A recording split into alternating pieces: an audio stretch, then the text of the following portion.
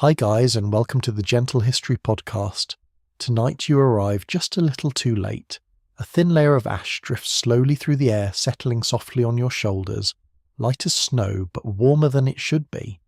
You brush it away without thinking, only to notice how quiet everything is. No footsteps, no distant voices, not even the sound of wind. Just a stillness that feels unnatural. You take a slow breath and there is a faint, bitter taste in the air. It lingers longer than expected. You pause, because something here does not quite make sense, and the more you notice, the clearer it becomes. If you were truly standing here, you would not have time to understand it. You probably would not survive this. So before you get comfortable, take a moment to like the video and subscribe, but only if you genuinely enjoy what I do here.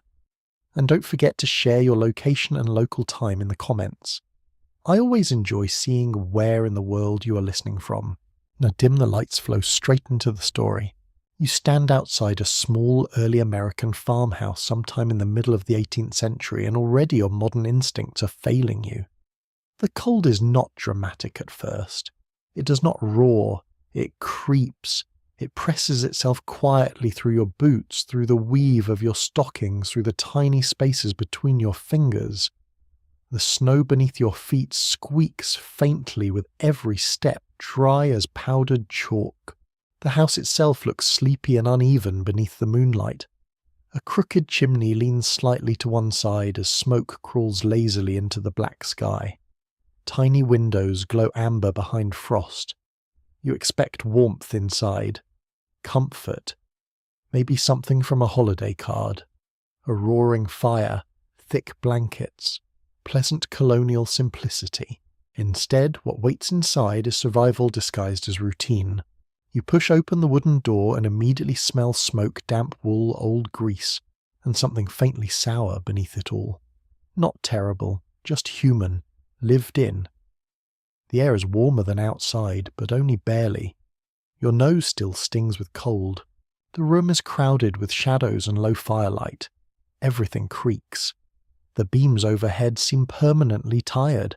Somewhere in the darkness, a kettle clicks softly beside the hearth. You hear coughing from another corner of the room. Deep, rough coughing that sounds as if it has lived here longer than the people. A woman glances up briefly while mending a shirt near the fire. A child sleeps with his head against a dog whose patience deserves sainthood. Nobody seems surprised by discomfort. That may be the strangest thing. You remove your gloves, slowly flexing numb fingers an inch closer to the hearth. The heat touches only one side of your body. Your back remains cold. That becomes a recurring theme in early America. One side warm, the other side reconsidering every life decision that brought you here. Most colonial homes lose heat almost immediately after sunset. Even wealthy households struggle against winter. Historians know that many families slept in rooms where indoor temperatures hovered barely above freezing during severe cold spells. Firewood must be rationed carefully. You cannot simply toss another log onto the flames all night long, unless you enjoy the exciting possibility of running out by February. And February, by the way, has opinions. You glance upward toward the loft where sleeping spaces wait. A ladder creaks softly. Somewhere above, ropes groan beneath shifting weight. Beds in this period are often supported by rope lattices pulled tight beneath mattresses.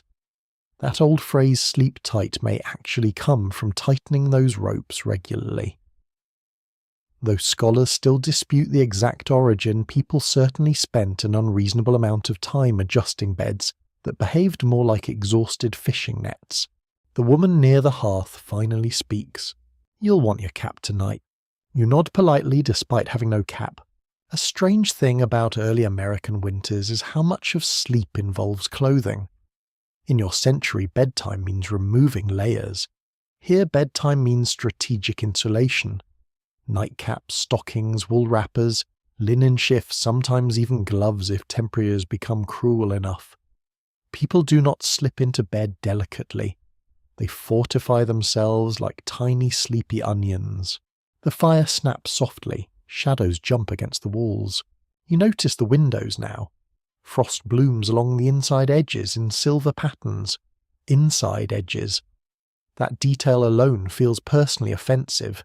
A mainstream historical fact often surprises modern listeners.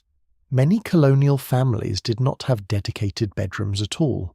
Entire households frequently slept in one shared heated room during winter, because heating multiple spaces was impractical.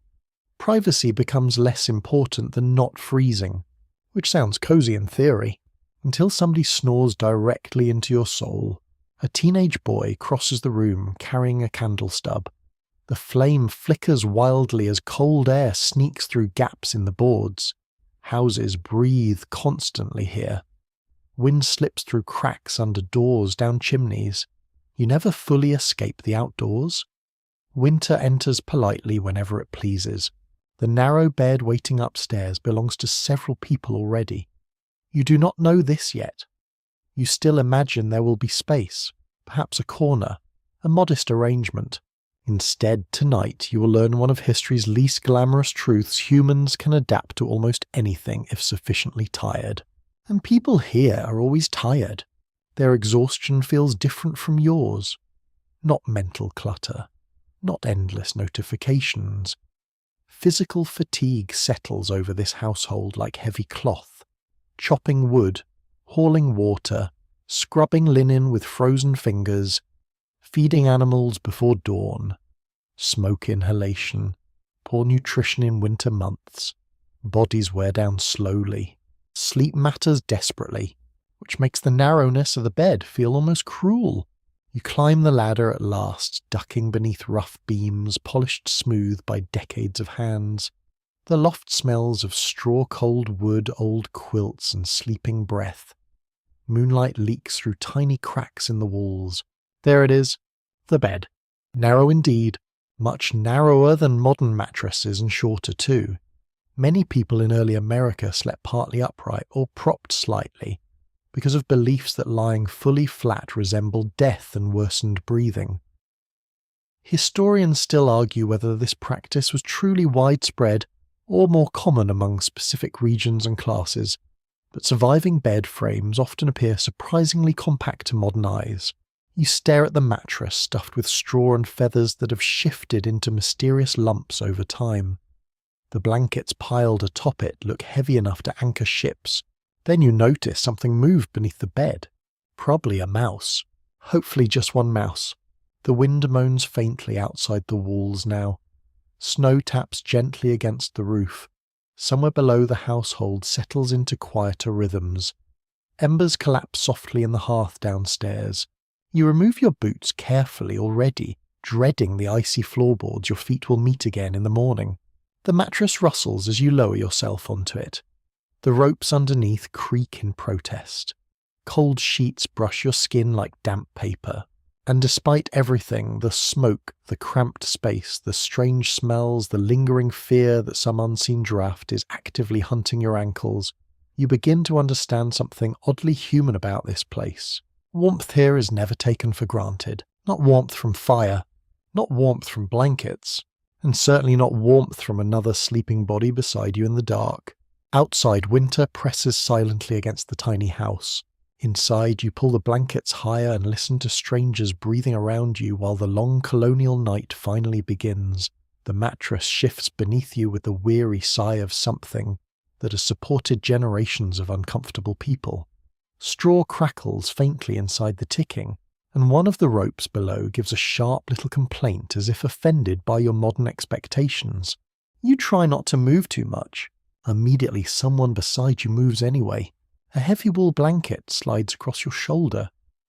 Warm breath brushes the back of your neck for one alarming moment before settling into a slower rhythm. The bed is not yours alone. Of course it is not. In early America, especially during winter, beds are shared resources more than private sanctuaries. Families pile together for warmth, because heating an entire house through the night is nearly impossible. The narrowness is not accidental. Smaller beds conserve body heat, better cost less material to build and fit more easily into cramped homes. Still, your 21st century brain would like to file a formal complaint. The loft grows quieter now except for the occasional shifting body or distant pop from the hearth below. Moonlight glimmers faintly through the gaps in the boards. Every draught finds you eventually. It curls along your sleeves and slips beneath the blankets with almost supernatural determination. You pull the covers higher. The blankets themselves feel astonishingly heavy. Layers of wool linen, patched quilts, faded coverings smelling faintly of smoke and old lavender. Some households use curtains around beds to trap heat, especially wealthier families with larger bed frames. Bed curtains can make sleeping spaces feel almost like tiny rooms within rooms. Tonight, however, there are no curtains, only darkness and collective endurance. You lie stiffly at first, trying to determine where your elbows belong without accidentally injuring a colonial stranger. The person beside you snores softly through one nostril. Somewhere near your feet, another sleeper twitches beneath the blankets. You realize slowly that there is a system here. Everyone knows exactly how much space belongs to them. A shoulder tucked here, a knee bent there, bodies arranged with the efficiency of spoons in a crowded drawer. This household has practiced winter sleeping for years. You have not. The bed frame presses against your hip. It is shorter than you expect. Colonial beds often appear surprisingly compact to modern observers because people in earlier centuries were generally smaller on average, though not dramatically tiny, despite what old furniture museums sometimes imply. Nutrition, disease, and hard labour affect height across generations. Your feet brush rough linen at the end of the bed. No memory foam tonight. Only history. A mainstream historical fact quietly settles. Over you mattresses during this period are commonly stuffed with straw corn husks, wool scraps, rope fibres or feathers if a family can afford them. Feather beds are especially prized luxuries. Some wealthy households even include multiple mattresses layered together for softness.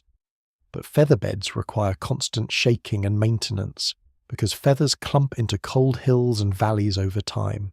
This particular mattress seems to contain at least one invisible rock. You shift carefully again. The person beside you mutters something unintelligible and steals more blanket. Apparently some traditions survive every century. The smell of the bedding grows clearer as your senses adjust. Smoke from the hearth clings to everything inside the house. So does sweat, damp wool, animal grease from candles, and faint traces of cedar or herbs tucked into linens to discourage insects. Discourage, unfortunately, does not mean defeat. Something tiny crawls briefly against your wrist beneath the blanket. You decide not to investigate. People in early America fight constant battles against fleas, lice, and bedbugs. Even clean households struggle. Washing bedding during winter is difficult because water freezes fabric, dries slowly, and labour costs time and energy already stretched thin.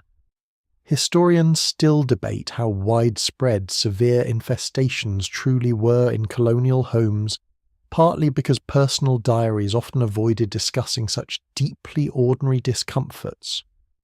After all, nobody writes dramatically in their journal about every flea bite. That will become exhausting by Wednesday. Outside, wind brushes softly against the walls. The sound surprises you. Colonial houses never fully silence nature. You hear branches scratching roofs, distant dogs barking, perhaps even the groan of frozen trees, expanding and contracting in the cold. The night feels alive beyond the thin wooden walls. And the walls really are thin. You can hear someone downstairs coughing again, slow and rough, then silence, then the creak of footsteps near the hearth. Probably checking the fire. The fire controls everything here. Before industrial heating, the hearth is the centre of survival during winter. Families cook there, gather their work there, and sometimes sleep nearby. Losing the fire overnight can mean waking to frozen water buckets indoors by morning. You glance toward the faint glow below through cracks in the loft boards. The embers pulse gently like sleepy eyes. The warmth barely reaches you. Your nose feels cold first, then your ears. You pull a wool cap tighter over your head. Nightcaps are not quaint decorations in this period. They genuinely matter. A great deal of body heat escapes from uncovered heads, especially in drafty houses. A quirky little tidbit survives from some colonial households. People occasionally warmed bed sheets with heated bricks pans or stones wrapped in cloth before climbing into bed. Wealthier families sometimes used long-handled bed warmers, filled with hot coals slid carefully between the blankets before sleep. Though every now and then someone overheats the bedding and accidentally creates the least relaxing bedtime surprise imaginable. You imagine explaining that insurance claim. The person near your feet shifts suddenly and mutters in sleep. For one dreadful moment you think a foot has touched your ankle. Fortunately, civilization survives. Barely. You stare upward into darkness while your eyes slowly trace the outline of beams overhead. The ceiling seems lower now, closer. The loft smells warmer than the rest of the house, because heat rises but not warm enough to feel comfortable, merely survivable. That distinction matters more than modern people realize. Comfort is expensive here. Warmth is labor. Sleep itself feels strangely practical. Nobody talks about ideal sleep posture or luxury mattresses or lavender sound machines. Sleep is fuel, necessary repair for bodies that work constantly. And yet despite the hardship, there are moments of softness. A child somewhere nearby sighs contentedly in sleep. Someone gently tucks the blanket higher around another sleeper without fully waking. The house settles into quieter breathing. Human closeness becomes its own kind of heating system. You begin to understand why loneliness might feel colder in centuries like this. Another gust rattles the shutters. Snow whispers against the roof in dry little waves. The darkness beyond the walls feels endless now. You picture forests stretching for miles under moonlight. Frozen rivers, animal tracks disappearing beneath drifting snow. Early American winters can be brutal depending on region and decade. During parts of the Little Ice Age, colder average temperatures make winters harsher across much of the Northern Hemisphere. Some historians believe colonial settlers experienced especially severe cold spells that shaped settlement patterns, agriculture, and even architecture. Others caution against overstating uniform climate extremes across all colonies. Either way, tonight feels cold enough. Your body finally begins surrendering to exhaustion. The mattress still pokes, the blanket still scratches. Your shoulder aches from lying too carefully at the edge of the narrow bed, but warmth slowly gathers beneath the blankets from shared breathing and accumulated heat. You understand now why people crowd together despite discomfort, because outside this bed is a room full of frost, and outside that room waits an entire frozen world. The ropes beneath you creak once more as the household settles deeper into sleep. Somewhere downstairs, the last ember collapses softly inward. You close your eyes at last, wrapped tightly between strangers' wool darkness and winter itself. The warmth beneath the blankets lasts only as long as the fire downstairs continues breathing. You notice the change gradually. At first, the loft simply feels less cozy. The air sharpens slightly against your cheeks. Then the cold begins creeping downward from the roof, beams themselves sinking slowly through the darkness like invisible water. Someone downstairs stirs before you even hear the fire shift. That fascinates you. People in this century develop an almost supernatural awareness of hearth sounds. They can tell by a single crackle whether the flames are thriving, starving, or preparing to abandon everyone entirely. A floorboard groans below. The coughing returns. You open your eyes to darkness broken only by faint orange flickers slipping through the loft boards. The person beside you exhales heavily and pulls the blanket tighter around both of you by accident. You silently forgive them. For now, the house smells different at night. During daylight, smoke mingles with cooking and movement and wool and noise. But after midnight, when conversation disappears and bodies settle, the deeper scents emerge. Cold ashes, damp timber, melted tallow from candles. Faint mildew hiding in corners where winter moisture lingers. A trace of animal fur drifting up from below. The entire building feels alive in its own exhausted way. You hear the woman from earlier moving near the hearth. Slow footsteps. iron scraping softly against stone. She's banking the fire for the night, carefully arranging embers beneath ash to preserve heat until morning. This nightly ritual matters enormously. In early American homes, restarting a fire from scratch during winter can be difficult and time-consuming. Matches do not exist in the modern sense yet. Families depend on preserving embers overnight whenever possible. Some households keep fires alive continuously for months. Imagine explaining that to your smoke detector. You roll slightly onto your side and peer through the darkness toward the loft opening. Below, the woman kneels beside the hearth, wrapped in a shawl. The firelight paints her face gold and shadowed at once. She moves with practiced efficiency, not fully awake, but not careless either. Because fire is comfort, and fire is danger. Colonial homes burn frighteningly often. Chimneys crack, sparks leap, candles tip, straw mattresses catch easily. Entire towns sometimes vanish in winter. Blazes accelerated by dry wood and strong winds. Historians still debate exactly how common catastrophic house fires were in rural settlements compared to crowded urban areas, but surviving records show deep fear surrounding uncontrolled flames. Tonight, however, the fire behaves itself, mostly. The woman pushes glowing embers inward and covers them carefully with ash. The room dims. Heat immediately begins retreating from the house like an offended guest. You almost want to object. Just one more log, maybe. But wood is precious. Gathering enough firewood for winter demands enormous labour. A single household may burn several cords each season depending on climate and house size. Men, women and children all contribute somehow. Chopping, hauling, stacking, drying. Entire summers quietly prepare for nights like this. The wind outside rises briefly. You hear snow brushing against the walls in dry little bursts.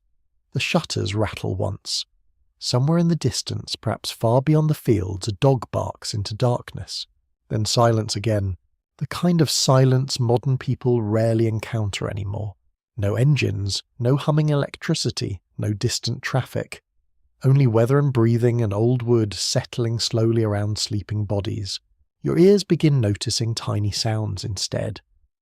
The soft whisk of straw inside the mattress whenever someone shifts.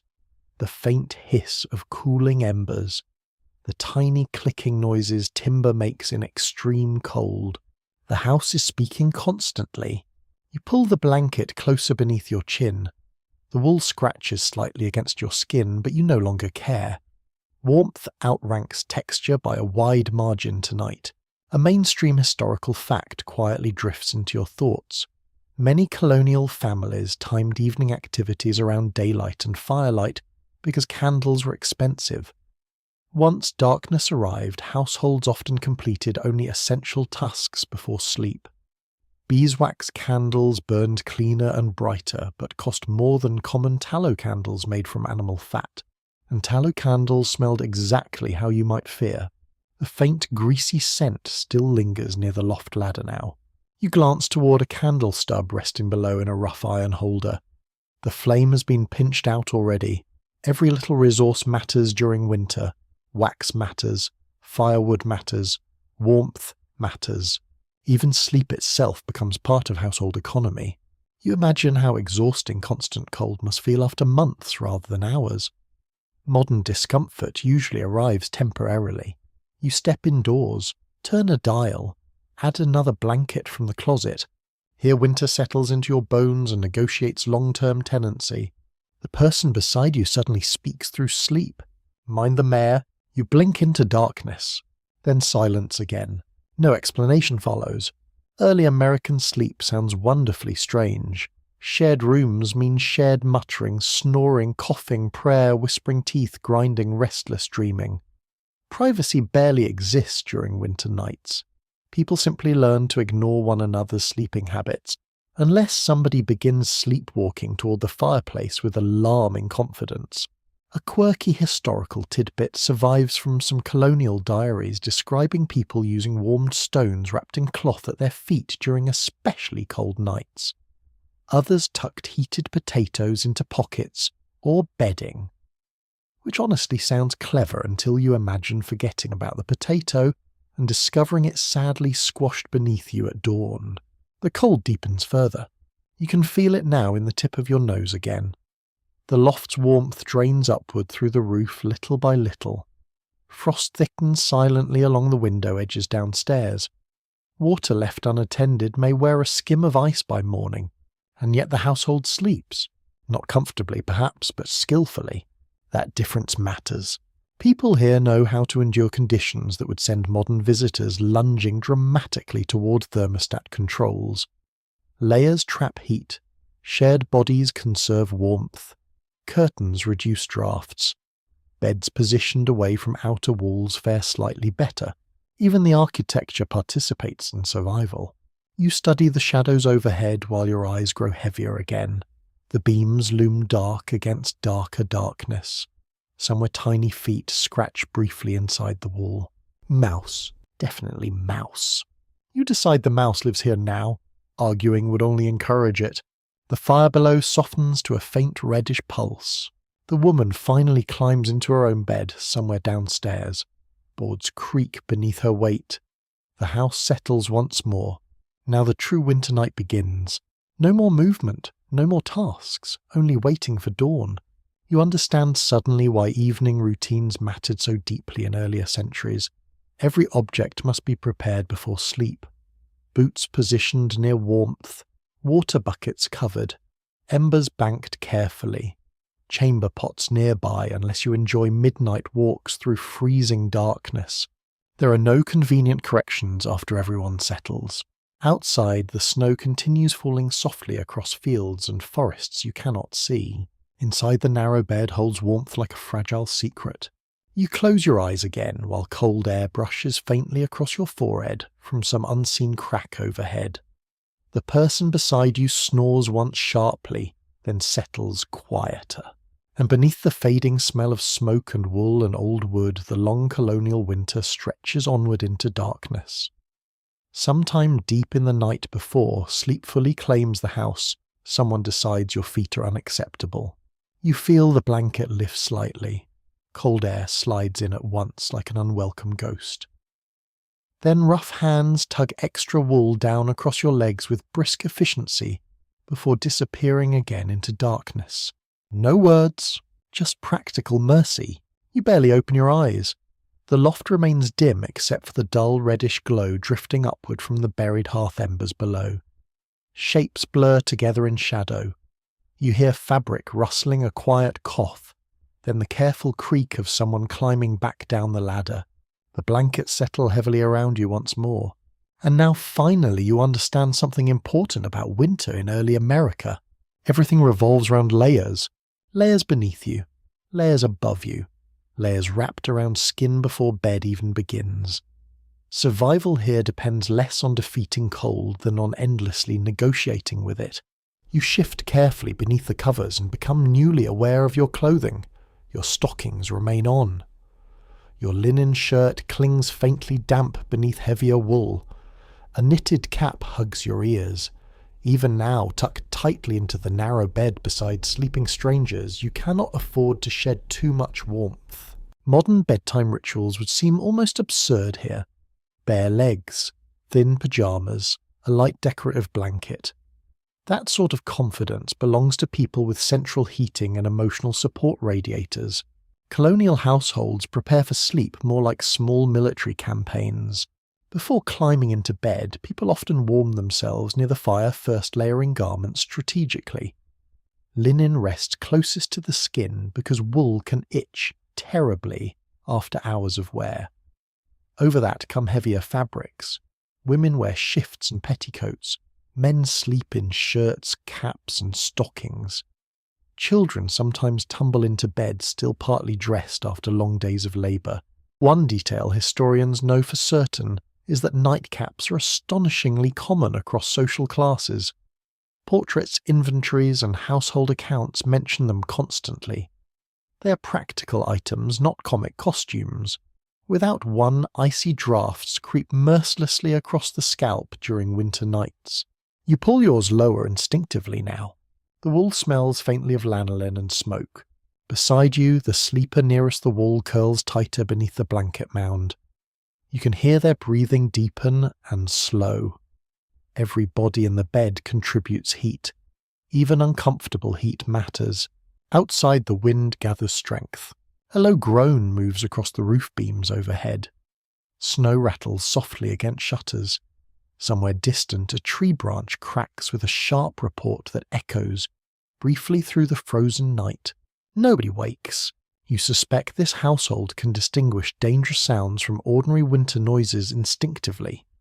The human brain adapts quickly when survival depends on it. A chimney spark.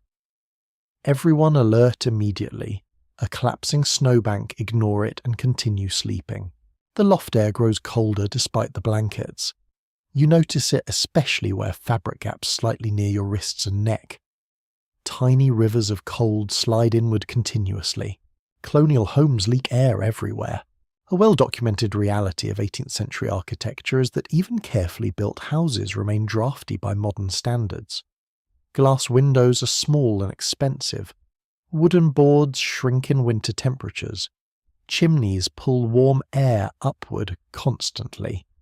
People stuff cracks with cloth moss or paper when possible, but winter always finds entrance eventually. You rub your fingers together beneath the blanket. They feel stiff. Then something unexpected happens. A child half asleep inches sideways until a tiny icy foot presses directly against your ankle.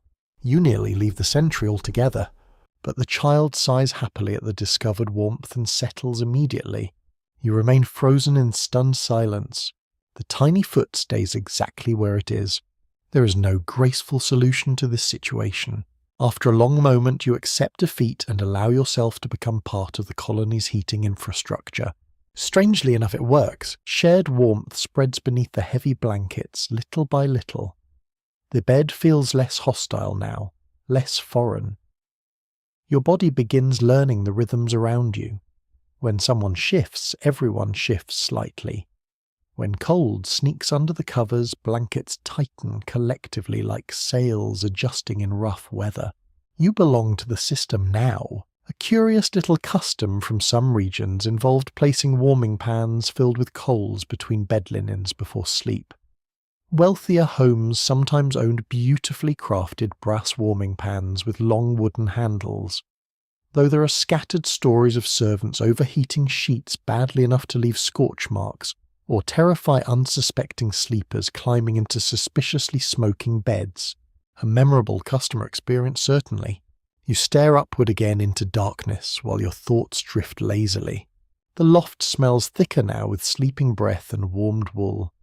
Beneath that comes another scent too, cedar perhaps, or dried rosemary tucked somewhere into bedding to freshen it through winter months. People use herbs constantly in household textiles. Lavender, mint, wormwood, cedar shavings. Some truly help repel insects. Others mainly create the optimistic impression that something useful is happening. Researchers continue discussing how effective many of these remedies actually were against lice and fleas. The insects unfortunately appear to have maintained tremendous confidence throughout history. Below the loft, the buried embers sigh softly. The room beyond your blankets must be bitterly cold by now. You picture frost thickening across the inside windows, water stiffening in buckets, shoes left too near outer walls turning almost rigid with cold. And tomorrow morning everyone will wake before dawn anyway. That may be the most astonishing part. Early American households rise incredibly early during winter. Livestock still require care. Fires must be rebuilt, water carried, dough prepared, snow cleared. Human exhaustion rarely changes the workload. Sleep becomes precious, partly because it is so brief and interrupted. You think about your own world suddenly. Heated bedrooms, electric blankets, mattress advertisements promising spiritual enlightenment through memory foam technology. Meanwhile, here a successful night's sleep means you did not freeze suffocate from smoke or accidentally roll onto somebody's child. Different standards. The narrow bed creaks softly again as someone turns over near the far edge. Straw rustles beneath you like dry grass. For a brief moment, moonlight slips through a crack in the wall and paints pale silver across the blanket folds. The scene feels oddly peaceful despite everything. Hardship does not erase tenderness. In fact, sometimes it sharpens it. The extra blanket tucked around your feet earlier. The child seeking warmth beside you. The quiet instinct to preserve embers overnight for everyone's sake. These small acts carry enormous weight in winter households. Outside, the storm deepens slowly across the sleeping landscape. Inside, the bed becomes a tiny island of trapped heat and breathing bodies suspended within darkness. You pull the rough wool closer beneath your chin one final time, and somewhere between discomfort and exhaustion you begin drifting at last toward real sleep. You do not so much sleep in the narrow bed as become arranged within it. By now the household has settled into its winter formation. Shoulders overlap beneath wool, knees bend carefully. One sleeper breathes near your ear with steady patience. Another presses faintly against your back, not out of affection, exactly, though perhaps not without it either. In this room, warmth is too precious to be embarrassed about for long. The cold has made everyone practical. You feel that practicality in the way bodies fit together. No one asks whether you're comfortable. Comfort is not the main question. The question is whether you're warmer than you were a moment ago, and grudgingly, yes, you are. The blanket rises and falls slowly with several breaths at once. It becomes less like bedding and more like a shared weather system. Warm air gathers beneath it, faintly damp from exhaled breath, carrying the smells of wool, skin smoke and old linen. Your modern self might call it stuffy. Your colonial self calls it a blessing and refuses to apologize. In many early American households, especially among poorer families, sleeping arrangements are crowded by necessity. Parents, children, servants, apprentices, visitors, and hired labourers may all sleep under the same roof, sometimes in the same heated room. Space is limited, beds are expensive, and winter reduces the house to whichever areas can hold warmth. Privacy becomes seasonal. In summer, people may spread out more easily. In winter, dignity moves closer to the hearth and pulls a quilt over its head. You hear someone below shift on a pallet near the fire. Perhaps a servant, perhaps an older child, perhaps a traveller allowed shelter for the night. The social map of the household continues even in sleep. The best bed belongs to authority, age, status, or ownership. The warmest place may go to the youngest, the sickest, or simply the person who got there first and looks determined. Your place tonight is somewhere in the middle, which means you are both protected and trapped. A foot bumps your shin. You wait. The foot retreats. Peace is restored. There is an intimacy here that feels strange because it is not sentimental. You're close enough to hear stomachs rumble, teeth click, noses whistle faintly. Someone smells of wood smoke and onions. Someone else smells faintly of horse. No one has invented polite personal distance in the way you understand it, at least not inside a freezing house after sundown, yet people are not careless. They understand boundaries differently. Modesty exists, reputation matters, household order matters intensely. But sleeping near others does not automatically carry the same meaning it might in a modern bedroom. It is often logistics, economy, and survival pressed beneath a blanket. Some writers of the period mention shared beds casually, especially in travel accounts and household records. Inns commonly place strangers together when space runs short. Families lodge guests wherever room exists. A bed is furniture, asset shelter, and heat source all at once. Researchers continue to question how people emotionally experience this crowding. Was it accepted without much thought because everyone expected it? Did young people resent it? Did women feel constantly watched? Did servants feel vulnerable? The surviving sources speak unevenly often from literate household heads, rather than the tired bodies lying at the crowded edges. You shift an inch and discover there is no inch available. That answers at least one question. Outside winter pushes against the house with slow persistence. The wind slides around the walls searching for cracks. The narrow bed answers by becoming warmer at its centre. You are aware now that the person near the wall is colder than you. Outer walls drink heat greedily. beds placed against them can feel miserable, especially if frost forms nearby. So the edge sleeper curls inward. Everyone curls inward. The whole bed becomes a small human knot.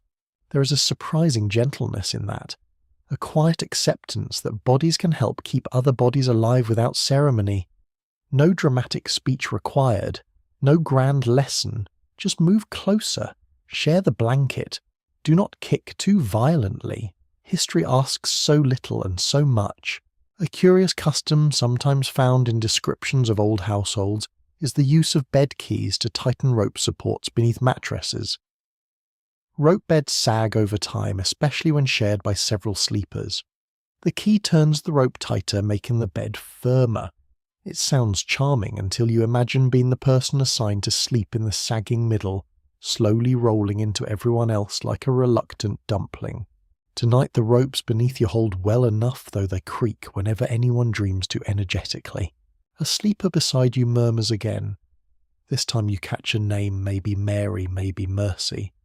Then the voice fades. The name lingers in the cold air above the blanket. You wonder how many conversations happen in rooms like this after dark. Whispered debts, small fears, family quarrels softened by exhaustion, plans for planting, worries about fever, a child asking whether wolves can enter through chimneys, someone saying no with admirable confidence despite privately not enjoying the question. The bed listens to everything. It hears births and illnesses, courtship, gossip, grief, prayer, ordinary complaints about chilblains and bad bread. It holds bodies through every season. During harsh winters, it becomes one of the most important objects in the household, not because it is comfortable, but because it gathers people where warmth can survive. You begin to feel sleep loosening your thoughts again. The cold remains, but it has moved outward. Your feet are warmer now beneath the trapped quilt heat. The tiny foot from earlier has abandoned your ankle and found another victim. Somewhere near the foot of the bed, a child sighs with deep satisfaction. The room smells heavier. Breath fogs faintly when it escapes above the blankets. You see it for a moment in dim fire glow, a pale ghost vanishing upward. Then darkness returns. There is no loneliness in this bed. That may be comforting or annoying depending on where the nearest elbow is currently located. You think of modern beds, wide and silent, each sleeper guarded by pillows and personal preference. Here your body learns compromise. You cannot sprawl. You cannot toss. You cannot claim the blanket without consequences. Sleep is communal choreography, and when one person grows cold, the entire arrangement shifts.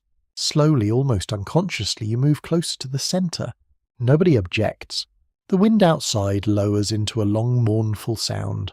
The house creaks in response. The buried fire below gives one faint pop, then settles again beneath ash. Within the narrow bed, warmth gathers, borrowed from every sleeper, and returned to everyone in turn. You close your eyes, breathing the smoky woolen air, and let yourself become part of that small, crowded, necessary shelter. The first thing you notice is the rustling.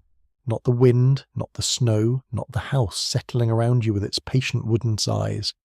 This sound comes from directly beneath your body, close enough to feel through your ribs when you breathe in. Straw. It shifts inside the mattress each time anyone moves, whispering like dry grass in a field after harvest. The ticking, that plain fabric case holding the stuffing together, smells faintly dusty and earthy beneath all the smoke and wool. It is not soft in the way you want softness to be. It has lumps, hollows, mysterious ridges, and at least one sharp place that seems personally devoted to your left hip. You try adjusting slightly. The mattress answers with a crunchy sigh. Someone beside you mutters in sleep as if the bed itself has spoken out of turn. In a house like this, bedding is never just bedding. It is labour gathered into shape. Someone has cut the straw, someone has dried it, someone has shaken it out, stuffed it, turned it, aired it, near weak winter sun when weather allows. A mattress can reveal the household's means almost immediately. Straw is common. Corn husks appear in some regions. Wool scraps or chaff might be used. Feathers belong to a more fortunate household. or at least to one that has spent years collecting enough down to make a proper feather bed. Tonight you have straw beneath you, wool above you, and optimism nowhere in sight.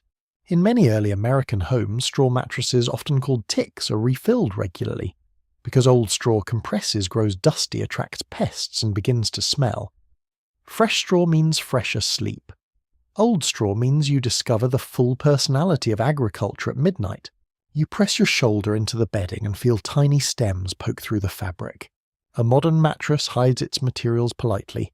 This one introduces them.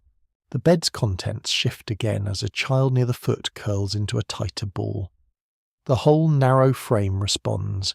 Ropes beneath the mattress groan faintly. The wooden rails creak. The sleepers adjust together, each movement travelling across the bed like a small wave across dark water. Then comes the second thing you notice. A tiny bite. Not painful exactly, just sudden. A pinprick at your wrist beneath the blanket. You freeze. Another faint crawl brushes your skin. Ah, there it is. The social history of sleep includes more insects than polite museum rooms like to admit. Fleas, lice, bedbugs, mites, and other small roommates are part of daily life for many households, even careful ones. Cleanliness helps, but winter makes cleaning bedding difficult. Water must be carried. Soap costs labour. Linens dry slowly in cold weather. And when several warm bodies gather in one bed, every tiny creature in the neighbourhood appears to understand that dinner has been served. You resist scratching. This is character development. Beside you someone scratches without waking. A slow practiced movement. Scratch, pause, breathe, settle. The rhythm suggests long familiarity. No panic, no disgust. Just another small annoyance in a life made of many small annoyances. Researchers still disagree about how often household pests became severe enough to ruin sleep, because surviving records rarely describe ordinary infestations in detail. People wrote about births, weather debts, and sermons. They did not always record that the bedbugs were having a festival under the quilt. History sadly has gaps where itching should be. A faint sound comes from below the bed. Tiny claws. You hold still again. The mouse or one of its ambitious relatives skitters beneath the frame. You hear it pause near the wall, then continue into some hidden kingdom between boards. The house is full of such kingdoms, under floors, behind hearthstones, inside thatch or stored baskets.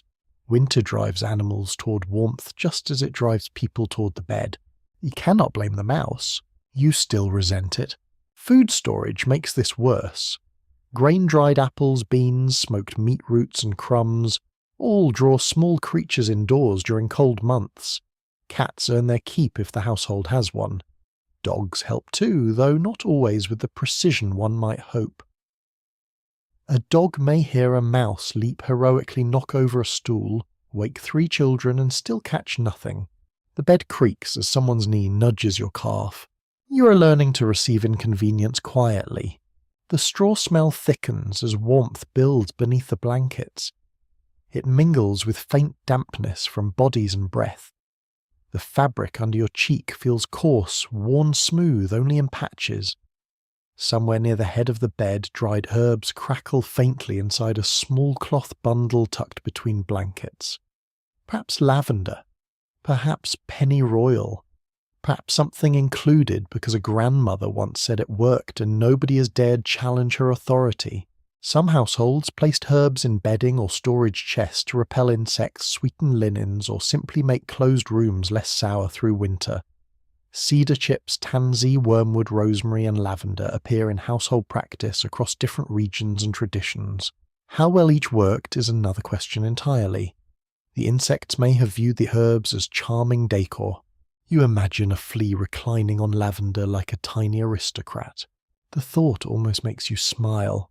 Almost. Another bite arrives near your ankle. You reconsider all compassion. The mattress beneath you grows uneven as the night wears on. Straw slides away from pressure points, leaving hollows where hips and shoulders rest. The narrow bed forces everyone toward the centre, and the stuffing responds by gathering in strange ridges. You understand why people shake, beat and remake bedding so often. A bed left unattended becomes geography. There are valleys, there are hills, there may be a mountain near your spine, yet this bed is still valuable. Even a poor mattress lifts you off the freezing floor. It gathers insulation beneath you. It marks a place in the household where sleep belongs. During severe winter, sleeping directly on boards or a thin pallet near the hearth can be bitterly cold once the fire fades. A raised bed, however narrow and lumpy, is an improvement worth respecting. You listen more closely now. Straw, breath, mouse, wind, rope, scratch. The night has layers of sound, each one small enough to vanish if you think too loudly. The person beside you exhales through a blocked nose. The child at your feet murmurs, then falls silent. Somewhere below, the dog thumps its tail once against the floor, perhaps dreaming of chasing something more impressive than household mice. The cold room beyond the blankets holds still. You wonder how many generations have slept exactly this way, making peace with lumps, pests, odours and each other. Not because they lacked standards, but because their standards were shaped by a harder world. Fresh bedding was pleasant, clean linen was prized, a feather bed was luxury. But perfection was not expected to arrive each night and tuck itself in. Sleep came despite discomfort. That may be the lesson hidden inside the straw. Your body, annoyed but exhausted, begins to soften again. Even the bites fade into the background of cold wool and breathing. The mattress rustles beneath you one final time as the bed settles into a deeper stillness. Underneath, the mouse continues its quiet business. Above you drift with the others, held by rope, straw, smoke and winter dark. At some point during the long winter night you wake because your face is cold. Not slightly cool, truly cold. The kind of cold that feels almost metallic inside your nose when you breathe. For a moment you do not remember where you are. The darkness feels thick and unfamiliar. Then the smells return first. Smoke, wool, straw, damp wood, sleeping bodies. And then you see it. Your own breath. A pale cloud drifts upward above the blanket before dissolving into the dark loft air. There's never a reassuring sign indoors. You pull the blanket tighter around your shoulders and glance toward the tiny window across the room. Moonlight shines faintly through frost so thick it looks painted onto the glass. White crystals spread outward in delicate fern-like patterns reaching slowly along the corners of the panes. Inside the house, that detail continues to offend you personally. Winter, in early America, does not stop politely at the walls. It enters through roofs, under doors, between boards, round chimneys, through windows that tremble in strong wind. Even wealthy homes struggle against it. Smaller houses trap heat better, but they also trap moisture, smoke, smells and human breath. The result is a strange indoor climate all its own. One side of your face feels warm beneath the blanket. The exposed side feels as if it belongs to someone standing outside in a field. Beside you, the others sleep on with practiced endurance. A child's nose whistles softly. Someone coughs twice below the loft, then settles again. The narrow bed remains crowded but warm at its centre, like a tiny raft floating in an ocean of cold air. You shift slightly and feel the chill immediately invade the opening near your shoulder. Mistake. You repair the blanket gap at once. Historical accounts from colonial winters occasionally mention water freezing indoors overnight, particularly in northern regions during severe cold spells. Wash basins could ice over. Damp cloth stiffened. Thin layers of frost appeared on interior walls. Modern listeners often imagine fireplaces producing endless warmth, but open hearths lose tremendous amounts of heat through chimneys. The fire downstairs has nearly disappeared now. You can sense its weakness before you see it. The house feels different, colder, quieter. The buried embers cast only the faintest reddish glow upward through cracks in the loft floorboards. Without active flames, winter begins reclaiming the room. The air smells sharper too, less smoke, more frozen wood and damp linen. You tuck your hands between your knees beneath the blankets, trying to hold warmth close. The wool scratches your chin. Your stockings feel stiff at the ankles where cold has crept through the fabric. And then something touches your forehead. A tiny drop of water. You blink upward. Condensation gathers beneath the roof boards where warm breath rises and meets freezing surfaces. In some houses, moisture forms droplets that fall slowly back down into the room. Not enough to soak anything completely, just enough to make the entire experience feel slightly more personal than necessary. Winter houses sweat and freeze at the same time. You hear the wind moving outside again, longer now, brushing snow against the walls in soft, uneven bursts. The sound blends strangely with the breathing around you, until the whole house seems alive, inhaling and exhaling with the sleepers inside it. People during this period often hang heavy textiles around beds or windows to help block drafts. Curtains, quilts, woven coverings, even animal hides in rougher settings. Fabric becomes architecture during winter. Every extra layer matters. Some families also place rolled cloth along the bottoms of doors to reduce airflow. The concept is ancient. The draft still wins eventually. A lesser-known detail from surviving household traditions involves sleeping with heated stones wrapped in cloth tucked near the feet, though timing matters enormously. Too early, and the warmth fades before midnight. Too late, and somebody risks discovering the exact temperature at which a stone becomes revenge. You flex your toes carefully beneath the blankets. Still alive, excellent. The child near the foot of the bed has migrated again during sleep, and now occupies an astonishing amount of space for someone so small. This appears to be a universal childhood skill spanning all centuries. You tilt your head slightly and notice something beautiful despite the discomfort. Moonlight reflects softly off the frost near the window, turning the loft silver blue for a brief moment whenever clouds move aside. The room glows faintly. You can make out hanging garments swaying almost imperceptibly near the wall. A pair of boots sits beneath a stool downstairs, their leather stiff with cold. The outlines of sleeping bodies rise beneath blankets like low hills. Everything feels suspended between worlds. Warmth and freezing, rest and labour, shelter and exposure. Even sleep itself feels thinner here. Some historians continue debating how differently people in earlier centuries experienced nighttime psychologically. Without electric light, without constant clocks, without modern schedules, darkness carried a different emotional texture. Night was not simply evening extended. It was its own environment filled with uncertainty, superstition, quiet work, prayer, intimacy and interruption. Lying here now, you understand that a little better. The darkness feels enormous. You become aware again of sounds hidden beneath the larger silence. Tiny pops from shrinking timber, wind curling down the chimney, the dry rustle of straw when someone shifts in dreams. Somewhere far outside, perhaps beyond the frozen fields, an owl calls once into the night. The sound reaches you faintly through the walls. Then nothing again. You wonder how often people woke during winter nights like this. More often than modern sleepers probably imagine. Cold wakes you, smoke wakes you, babies wake you, animals wake you. The need for the chamber pot definitely wakes you, though no one seems eager to discuss that in elegant historical dramas. And yet people still slept deeply from exhaustion when they could. Physical labour changes sleep. Bodies collapse differently after hauling wood through snow all day. Your own body feels heavy now beneath the blankets, despite the cold air brushing your nose. Sleep keeps pulling at you in slow waves. Below the loft, one ember suddenly collapses inward with a soft orange shimmer. For a brief second, the room brightens faintly. Then darkness folds back over everything.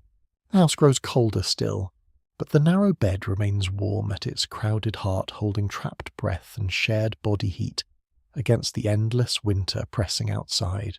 You close your eyes once more.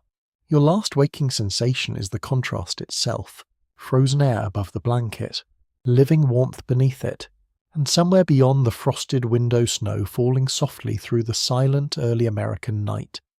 Sleep arrives in pieces here. Not one smooth descent into unconsciousness, but a slow drifting in and out like a boat loosening from shore and then touching land again somewhere in darkness. You wake without urgency. The room is still black except for a faint grey wash near the frosted window. The fire below has collapsed almost entirely into ash. Around you, the narrow bed remains crowded with sleeping forms, though the arrangement has changed. Someone now occupies part of your blanket with remarkable confidence. A child's arm rests across your ribs like a tiny claim of ownership. You are strangely too tired to object. For a few moments you simply lie there listening. Breathing. Wind. A sleeper snoring softly through congestion. The distant crack of ice outside somewhere beyond the house. And beneath all of it, a stillness so complete that your thoughts begin sounding loud to you. This waking in the middle of the night would not have seemed unusual to many people in earlier centuries. Some surviving diaries, medical writings, and literary references suggest that segmented sleep may have been common before industrial schedules reshaped nighttime habits. People often referred to a first sleep and a second sleep with a wakeful period in between. What exactly that looked like remains a lively point of discussion among historians.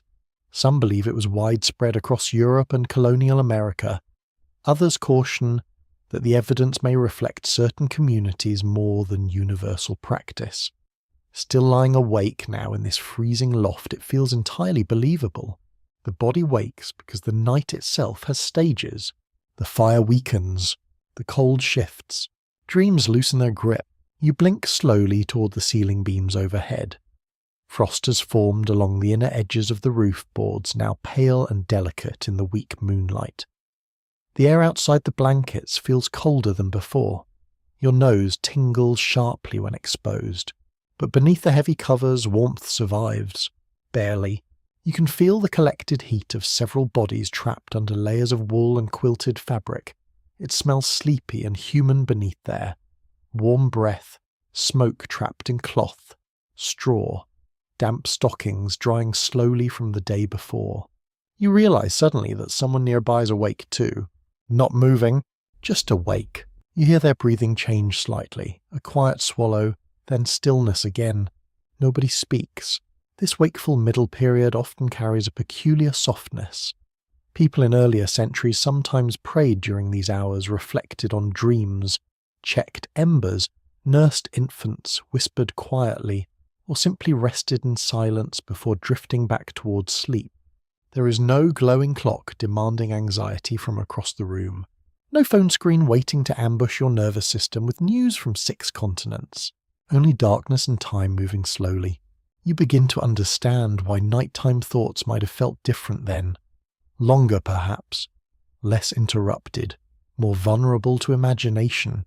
Outside, the wind eases for a while. Snow no longer taps the walls.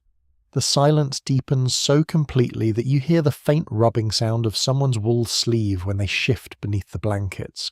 A detail from household records of the period reveals how important bedtime preparation could be during winter months.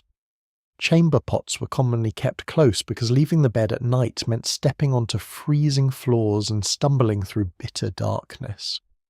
Which sounds mildly unpleasant until you remember there are no indoor bathrooms, no electric lights, and possibly a mouse with strong opinions about your toes. The chamber pot remains downstairs tonight. An unfortunate tactical decision. You consider your options briefly and reject all movement immediately. No civilization has ever produced bravery equal to remaining under blankets during winter. A sleepy murmur drifts from the far side of the bed. Someone dreams aloud for a few seconds before sinking quiet again. The child beside you presses closer, instinctively seeking warmth, even while asleep. Human beings really are communal creatures when temperatures become threatening enough. The moon slips behind clouds. Darkness thickens. Your eyes close for a moment, then open again. You're not fully awake, not fully asleep either. Thoughts drift lazily through your mind. The roughness of the blanket against your chin, the ache in your shoulder from limited space, the faint smell of wood ash hanging in the loft. You imagine how many winter nights people spent exactly this way across generations.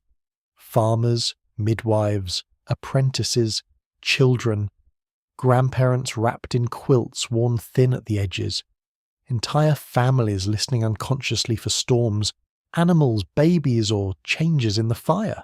Sleep was never completely private, nor completely secure. Some old beliefs surrounding sleep sound strangely intimate now in the darkness. Certain households considered the middle of the night spiritually significant, a time when dreams carried meaning or prayers travelled differently. Folk traditions varied enormously between regions and immigrant communities, blending European customs, indigenous knowledge, African traditions and practical rural superstition into something uniquely early American. There are scattered accounts of people placing protective objects near beds during winter nights. A Bible beneath a pillow, a sprig of rowan, iron scissors near an infant's cradle, tiny rituals against bad dreams, illness, or unseen things wandering after midnight. The cold encourages imagination. So does darkness this complete. You stare again toward the window and see frost glimmering faintly like powdered silver. The room feels suspended outside ordinary time, no engines, no clocks ticking loudly, just sleeping breath and winter air.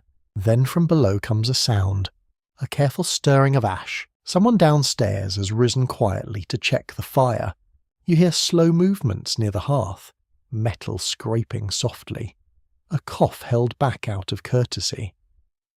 The faintest bloom of orange light flickers upward through the loft boards as embers are coaxed gently back to life. Not a full fire, just enough to keep the house from surrendering entirely to the cold before dawn. The smell changes almost immediately. Fresh smoke curls upward, warmer now richer. You hear one small crackle from newly awakened coals. The person beside you exhales deeply in a sleep as if their body sensed the returning warmth before their mind could. You feel it too, not directly yet, but as possibility. Your eyes grow heavy once more. The wakeful hour begins dissolving around the edges. Thoughts loosen. Sounds blur softly together. The narrow bed creaks faintly as sleepers settle deeper into blankets and dreams. Beneath the wool and darkness, shared warmth gathers again. You drift slowly downward with it toward the second sleep, waiting patiently at the far end of the long colonial night. The second sleep does not hold you for long. A soft scrape from below pulls you upward again, not sharply, more like a hand touching the surface of a pond. Your eyes open to darkness that has thinned a little, though dawn is still far away. The house remains wrapped in winter silence, but now small human movements thread through it. Someone is awake near the hearth. You hear the careful drag of iron against ash, then a faint crackle as buried coals are coaxed into brighter life. A breath is drawn slowly. A cough is swallowed before it becomes too loud. Whoever tends the fire knows every sleeper in the house is balanced on the edge of waking. This is the hour of necessary quiet. The hour when nobody wants to leave bed, yet several things insist on being done. A baby below begins to fuss, a thin sound at first, then a stronger one. Immediately fabric rustles. A woman murmurs something soothing, low and soft, the kind of voice meant to calm both child and room. The crying fades into small, dissatisfied snuffles. You lie still listening. In early American households, the middle hours of winter nights are not empty. Fires need checking. Infants need feeding. Sick family members need watching. Livestock sometimes must be heard, if not seen. Chamber pots must be used. Prayers may be whispered. Dreams may be remembered and weighed. The night is not a blank space between evening and morning. It is a working landscape, only darker. You feel the narrow bed shift as another sleeper wakes beside you. Not fully, just enough to turn carefully without dislodging half the household from its fragile arrangement. The ropes beneath the mattress groan, straw rustles, and then stillness returns. Your own body now presents a concern, the chamber pot. It waits somewhere below, probably near the wall, probably cold enough to discourage every living soul.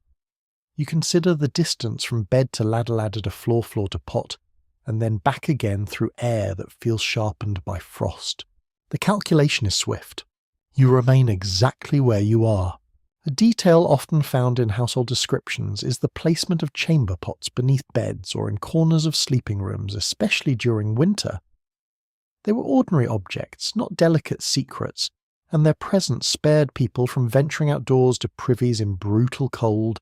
Of all the conveniences modern people forget to appreciate, indoor plumbing deserves a small medal and perhaps a hymn.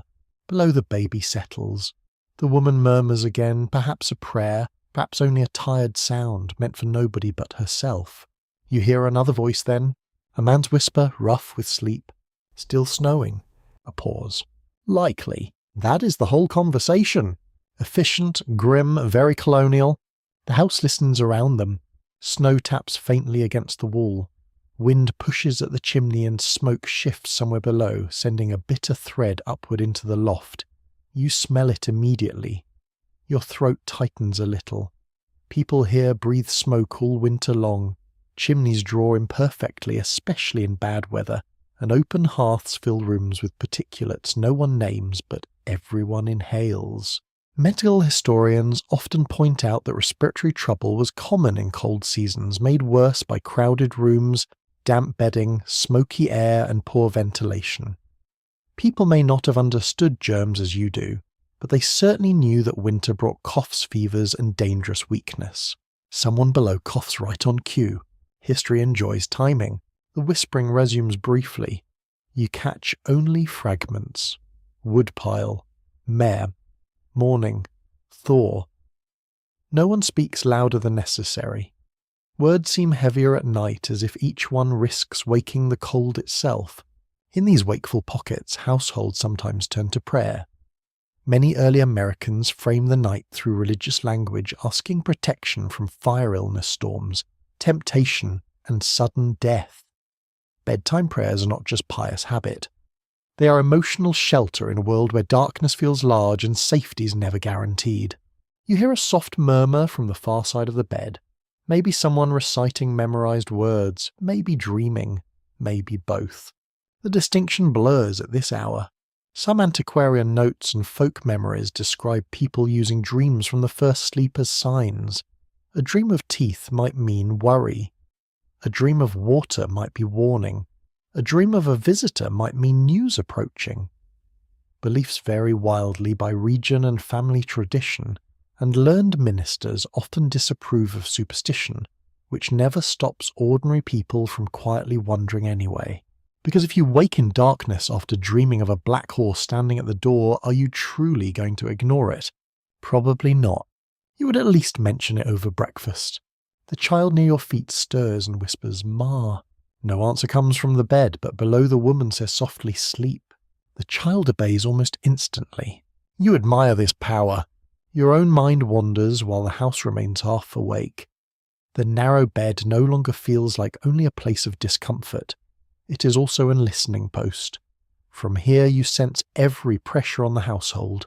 The fire's weakness, the baby's hunger, the weather's judgment, the animals outside, the cough in the corner, the worry about morning work already waiting in the dark.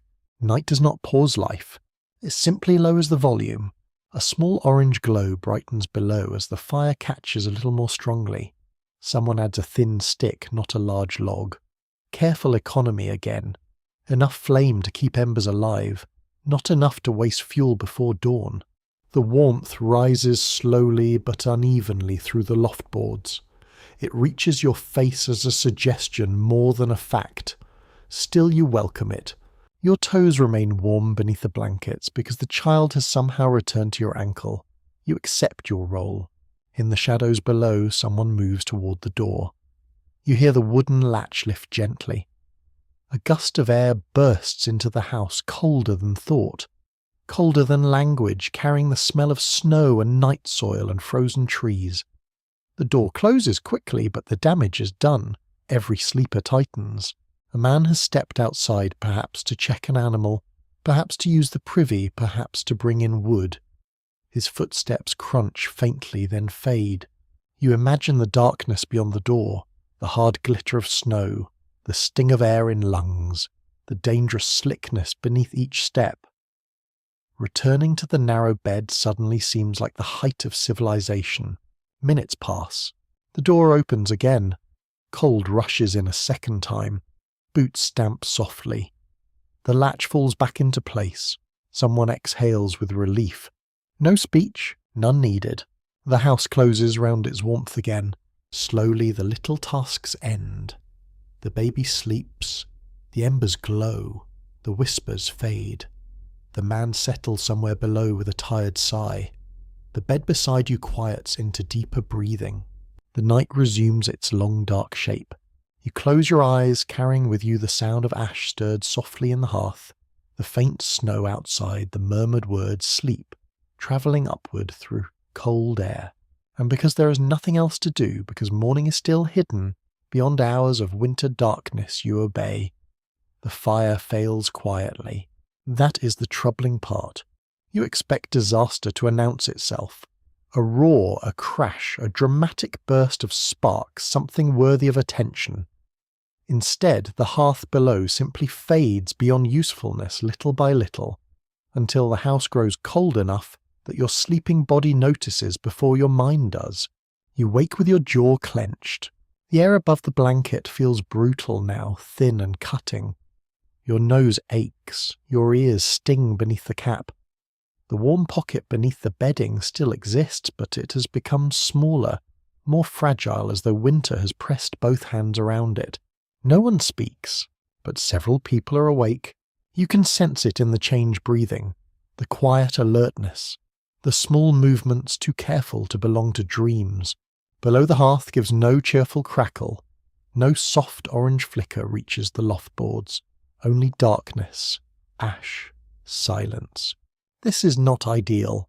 In homes like this, a dead fire before dawn is more than an inconvenience. It means a colder room, stiffer hands, slower morning work, and the challenge of relighting flame from whatever faint ember may remain buried below. If the embers are truly gone, someone must use flint and steel, borrow fire from a neighbour, or coax sparks into tinder with patience that nobody particularly wants to practice while freezing. You hear movement downstairs. Slow, reluctant, heavy with sleep. A man rises first, perhaps because the cold has driven him out of bed, perhaps because tending fire is expected of him at this hour. His feet meet the floor with a muffled thump. You imagine the shock of those boards beneath bare or stockinged feet. A sensation somewhere between betrayal and legal punishment. He mutters softly. Not profanity, probably. The darkness below shifts. You hear the scrape of iron tools, the hollow whisper of ash being disturbed. Then a long pause. Everyone waits. No crackle. Another scrape. Still nothing. You hold your breath beneath the blanket, which is absurd because you're not the one tending the fire. Yet the whole household seems bound to that hearth. If one ember lives, morning will be merely unpleasant. If none remain, morning becomes a small campaign. Open hearths dominate domestic life in colonial America for cooking and heating, but they are inefficient by modern standards. Much of the heat escapes up the chimney, and maintaining a fire requires constant fuel and attention. Franklin stoves and other improved designs begin appearing in the 18th century, offering better heat control in some households, though many ordinary homes continue relying on traditional hearths. Tonight this house has the old kind, the dramatic kind, the kind that eats wood, exhales smoke, and still lets your toes question existence. Below the man kneels close to the ashes. A faint rasping begins. Flint against steel, perhaps. Then again. A tiny spark briefly glimmers, vanishes, returns. He leans forward and blows gently. You hear it, that soft human breath offered into ash. The house seems to lean with him. For a moment nothing happens. Then a thin orange thread appears in the dark. Tinder catches weakly. The man shields it with both hands, feeding it slowly, patiently, as though waking a dangerous infant. Smoke rises first. You smell it before warmth returns, bitter, dry and immediate. It curls into the loft and scratches at your throat. Someone coughs. The baby below whimpers but does not fully wake. The flame strengthens. A stick catches with a tiny pop. Relief passes through the room without anyone naming it. Yet the danger of fire remains close. Too little flame and cold takes the house. Too much flame poorly managed, and sparks may leap into bedding, straw, clothing, or dry wood. Colonial households live with this contradiction every night. Fire is both guardian and threat. Some evidence from town records and newspapers shows that winter house fires were a constant fear, especially where wooden buildings opened flames and crowded interiors met. Chimney fires could spread rapidly. Candles caused accidents. Coals carried between rooms could spill. People knew warmth could become ruin very quickly.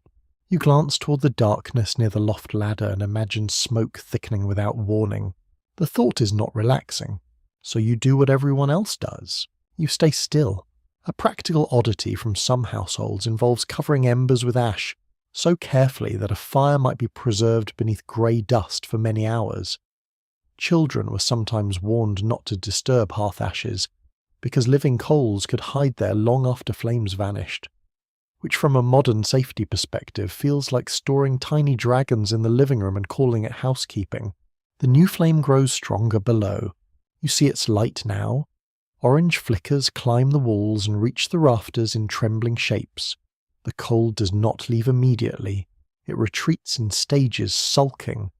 Your face warms first by imagination, then slightly in fact. The blankets remain the true shelter. The man adds another stick.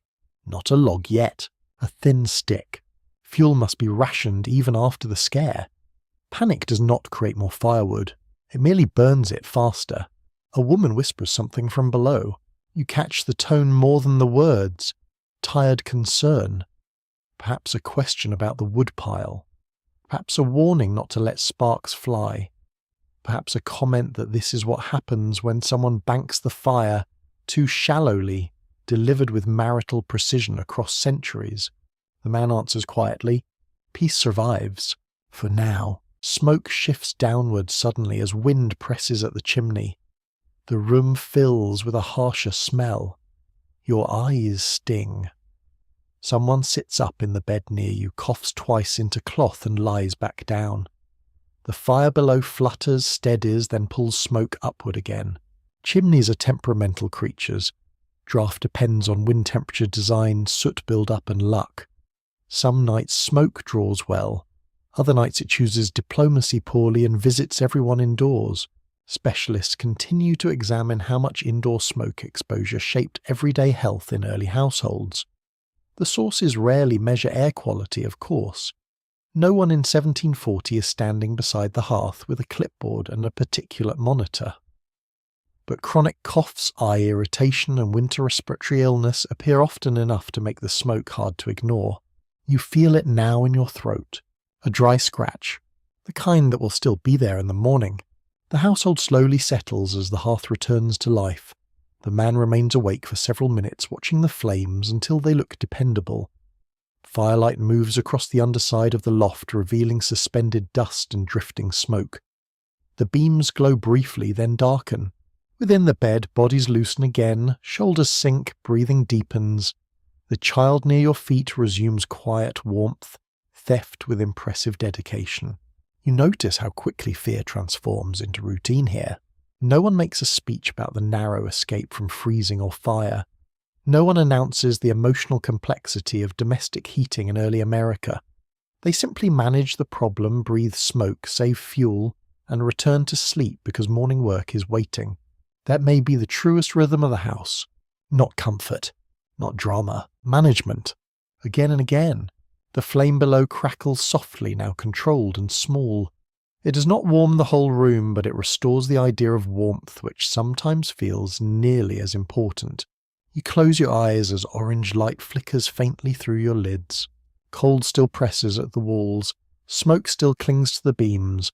The narrow bed still creaks beneath too many sleepers. But the fire lives again, and for tonight that is enough.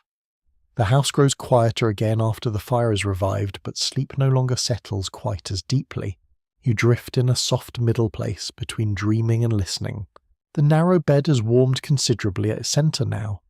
Bodies tucked together beneath heavy wool create their own fragile climate, one defended constantly against the cold waiting outside the blankets. Your shoulder aches faintly from lack of space. Your neck feels twisted at an angle no modern mattress company would dare advertise. Yet nobody complains, or rather nobody complains aloud. Complaining burns energy, and besides everyone here already knows the conditions.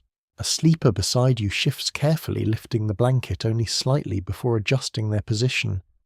Even half asleep, people protect trapped warmth with astonishing discipline. The movement releases a ribbon of cold air across your cheek. You immediately understand why medieval and colonial illustrations sometimes show people sleeping in caps, layers, and full-length garments. Night clothes are less about elegance and more about not becoming emotionally attached to your own body heat moments before losing it. Clothing for sleep follows its own practical rules in early America. Linen shirts and shifts are common because linen absorbs moisture and can be washed more thoroughly than wool. Over those come stockings, wrappers, bed gowns, caps, shawls, and whatever additional layers winter demands. Wealthier households may own dedicated night garments. Poorer families often sleep in modified day clothing or hand-me-downs, patched repeatedly through years of use. You glance toward the foot of the bed where dim firelight reveals a heap of discarded outer garments, drying slowly from melted snow. Boots lean near the loft wall, stiff and shadowed. Every piece of fabric in the house feels valuable. Clothing is expensive to produce, repair, and replace. Nothing is wasted casually. Not thread, not wool, certainly not warmth. The child beside you snores softly now through an open mouth, one tiny hand tangled in the blanket edge. The sound would be adorable if it were not aimed directly at your ribs. Across the loft another sleeper sits up briefly. For a moment you tense, thinking perhaps illness or trouble has returned. Instead, the figure simply reaches beneath the blanket, adjusts a cap firmly over their ears, and lies back down again with the solemn determination of someone refusing to perish from forehead exposure. Reasonable, honestly. Cold changes priorities. You notice how carefully people preserve modesty even in crowded conditions. Bodies share space constantly, yet layers remain important. Nightshirts stay tied, caps remain on, blankets are adjusted with unconscious attention. Men and women, parents and older children, guests and servants all navigate complicated social expectations within very limited room. The bed may be communal, but hierarchy still exists inside it. Where you sleep says something about who you are. The warmest position often belongs to authority or necessity. Children may sleep in trundles beneath beds, servants on pallets near hearths, travellers wherever space permits. A respected guest might receive a proper bed. A labourer passing through may get straw near the fire and consider himself fortunate. Social customs around sleeping arrangements vary enormously by region, class, religion and household structure. Some historians continue examining how much privacy people expected or desired in shared sleeping spaces.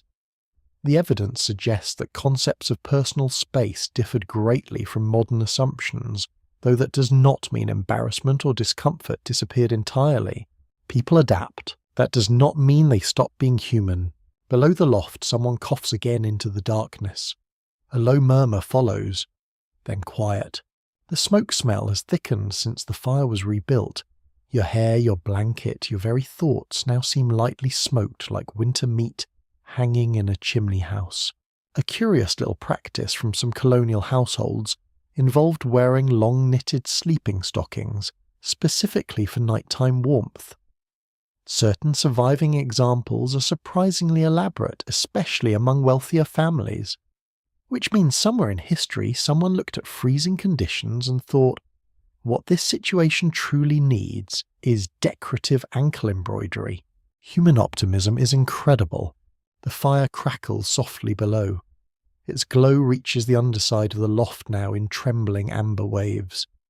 The frost near the window has begun melting slightly along one edge, leaving tiny beads of water that creep slowly downward. You rub your hands together beneath the blanket and feel rough fabric scrape against skin. Nothing here feels smooth except perhaps the worn spots on wooden rails polished by generations of hands. And yet there is dignity in the room. That surprises you. Not luxury, not comfort, dignity. The patched blankets are folded carefully. Clothing is mended, not abandoned. Boots are arranged neatly for morning. Even exhaustion follows household order. You think about how much labour surrounds a single winter night, spinning thread, weaving cloth, raising sheep, gathering feathers, chopping wood, building beds, repairing roofs, banking fires, carrying water before it freezes. Sleep rests on top of all that labour like a fragile final layer. A faint draught brushes your forehead again from somewhere near the roof beams. You pull the blanket higher. Beside you, the sleeper nearest the wall curls inward tighter, shoulders hunched beneath wool. People often slept partly upright or propped on bolsters during this period, especially among older generations or wealthier households with layered bedding. Some believed flat sleeping affected breathing poorly or resembled death too closely. The debate over how widespread this practice truly was still continues among researchers studying period furniture and medical writings. At the moment, you would sleep upside down in a barrel if it trapped heat effectively enough. The child near your rib suddenly whispers something in sleep. Too cold. A small voice answers from somewhere lower in the bed. Come here then. Tiny shifting follows. Blankets lift. Cold slips in briefly. Then warmth seals shut again as the child migrates toward another body. No one fully wakes. This choreography has happened before many times. Outside, the storm seems to have softened at last. The wind no longer pushes so hard at the walls. Snow falls quieter now, thick and steady beyond the tiny windows. The house itself feels tired. Timbers creak less frequently. Even the mouse beneath the floor appears to have concluded its nightly business. Only the fire continues moving constantly, feeding slowly on wood while shadows pulse against the beams overhead. You imagine dawn still hours away. That realization would normally feel discouraging. Instead, it feels strangely peaceful. There's nothing to do now except remain warm and breathe slowly with the others. No emails, no alarms, no glowing screens asking things from you. Only the narrow bed holding several lives together against the cold. Your eyes grow heavy once more as the fire murmurs below, and sleeping bodies settle around you beneath layers of wool and darkness. The old house breathes smoke into the rafters. Winter presses softly at the walls, and somewhere between modesty, exhaustion, and shared survival the night carries you gently onward. By the time the house settles after the last small stirring, the bed beneath you begins to feel less like furniture, and more like a silent member of the household. It has opinions, certainly. It complains through its ropes. It answers every movement with a creak. It holds heat stubbornly in the middle and surrenders it along the edges. It remembers every sleeper in the shape of its sagging straw and polished rails. And it is valuable, much more valuable than your aching shoulder would like to admit. In the dim glow rising from the hearth below, you can make out part of the wooden frame at your side. The rail is dark from years of hands gripping it, bodies brushing against it, blankets rubbing it smooth.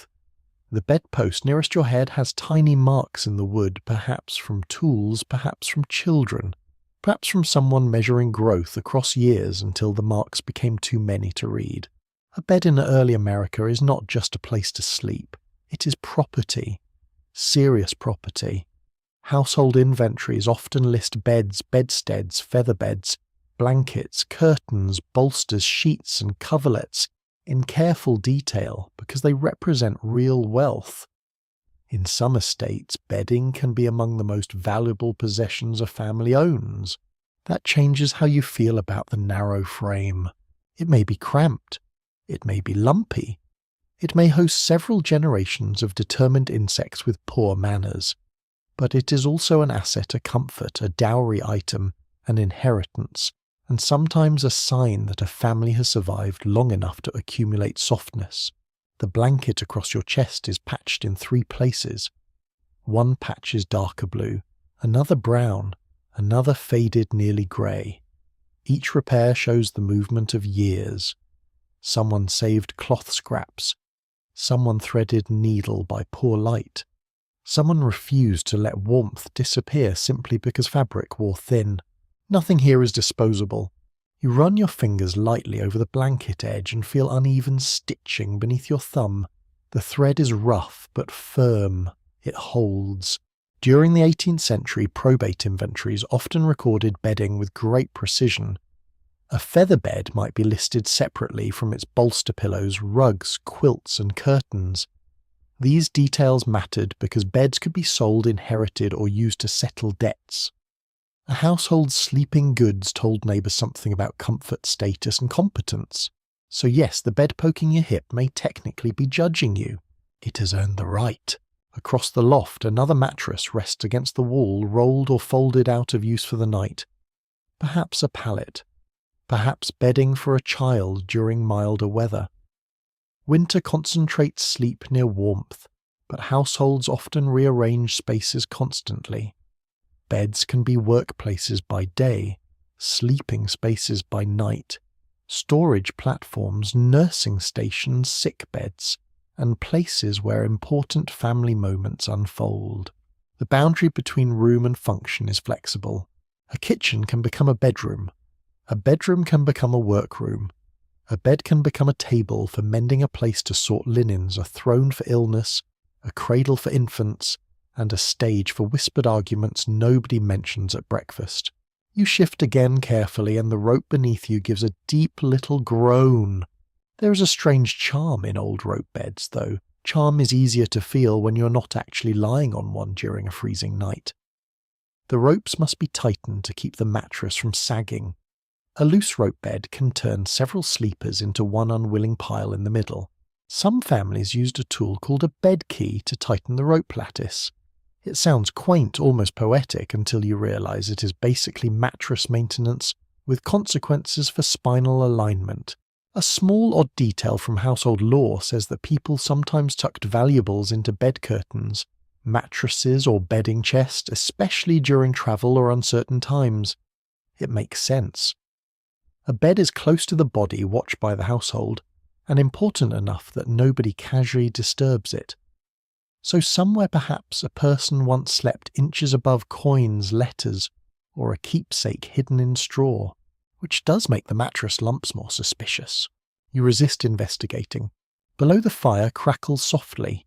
Its returning warmth crawls upward through the house, never enough to make the room truly comfortable, but enough to paint the world amber again. In that light, the bed's patched coverings look almost rich.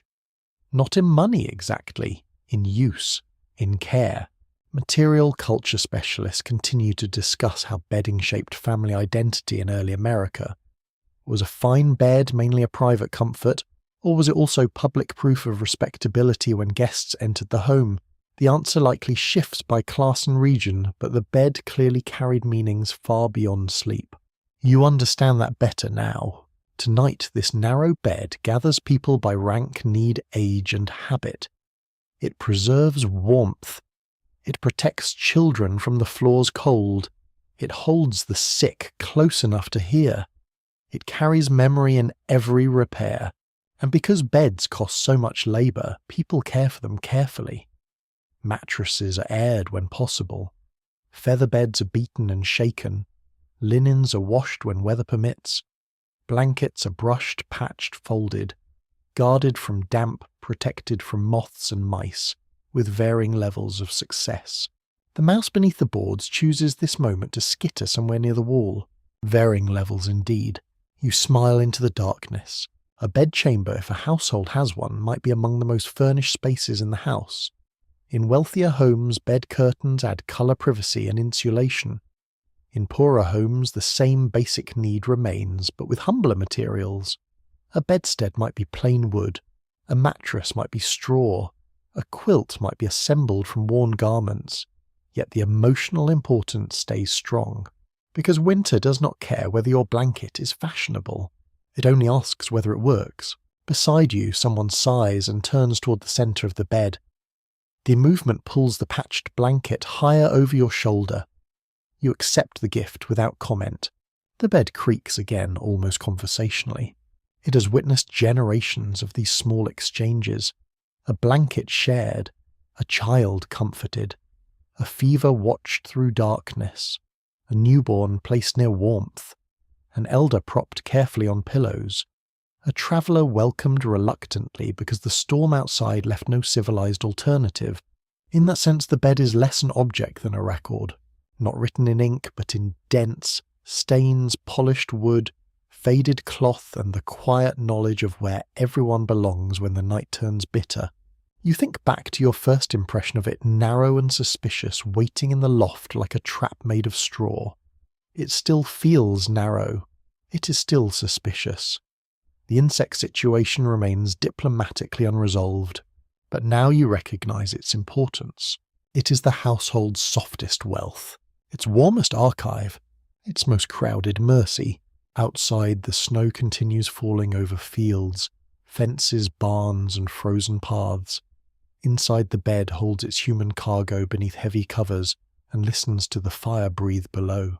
You close your eyes with one hand still resting on the patched blanket, feeling the rough stitches beneath your fingers as the long night carries you onward.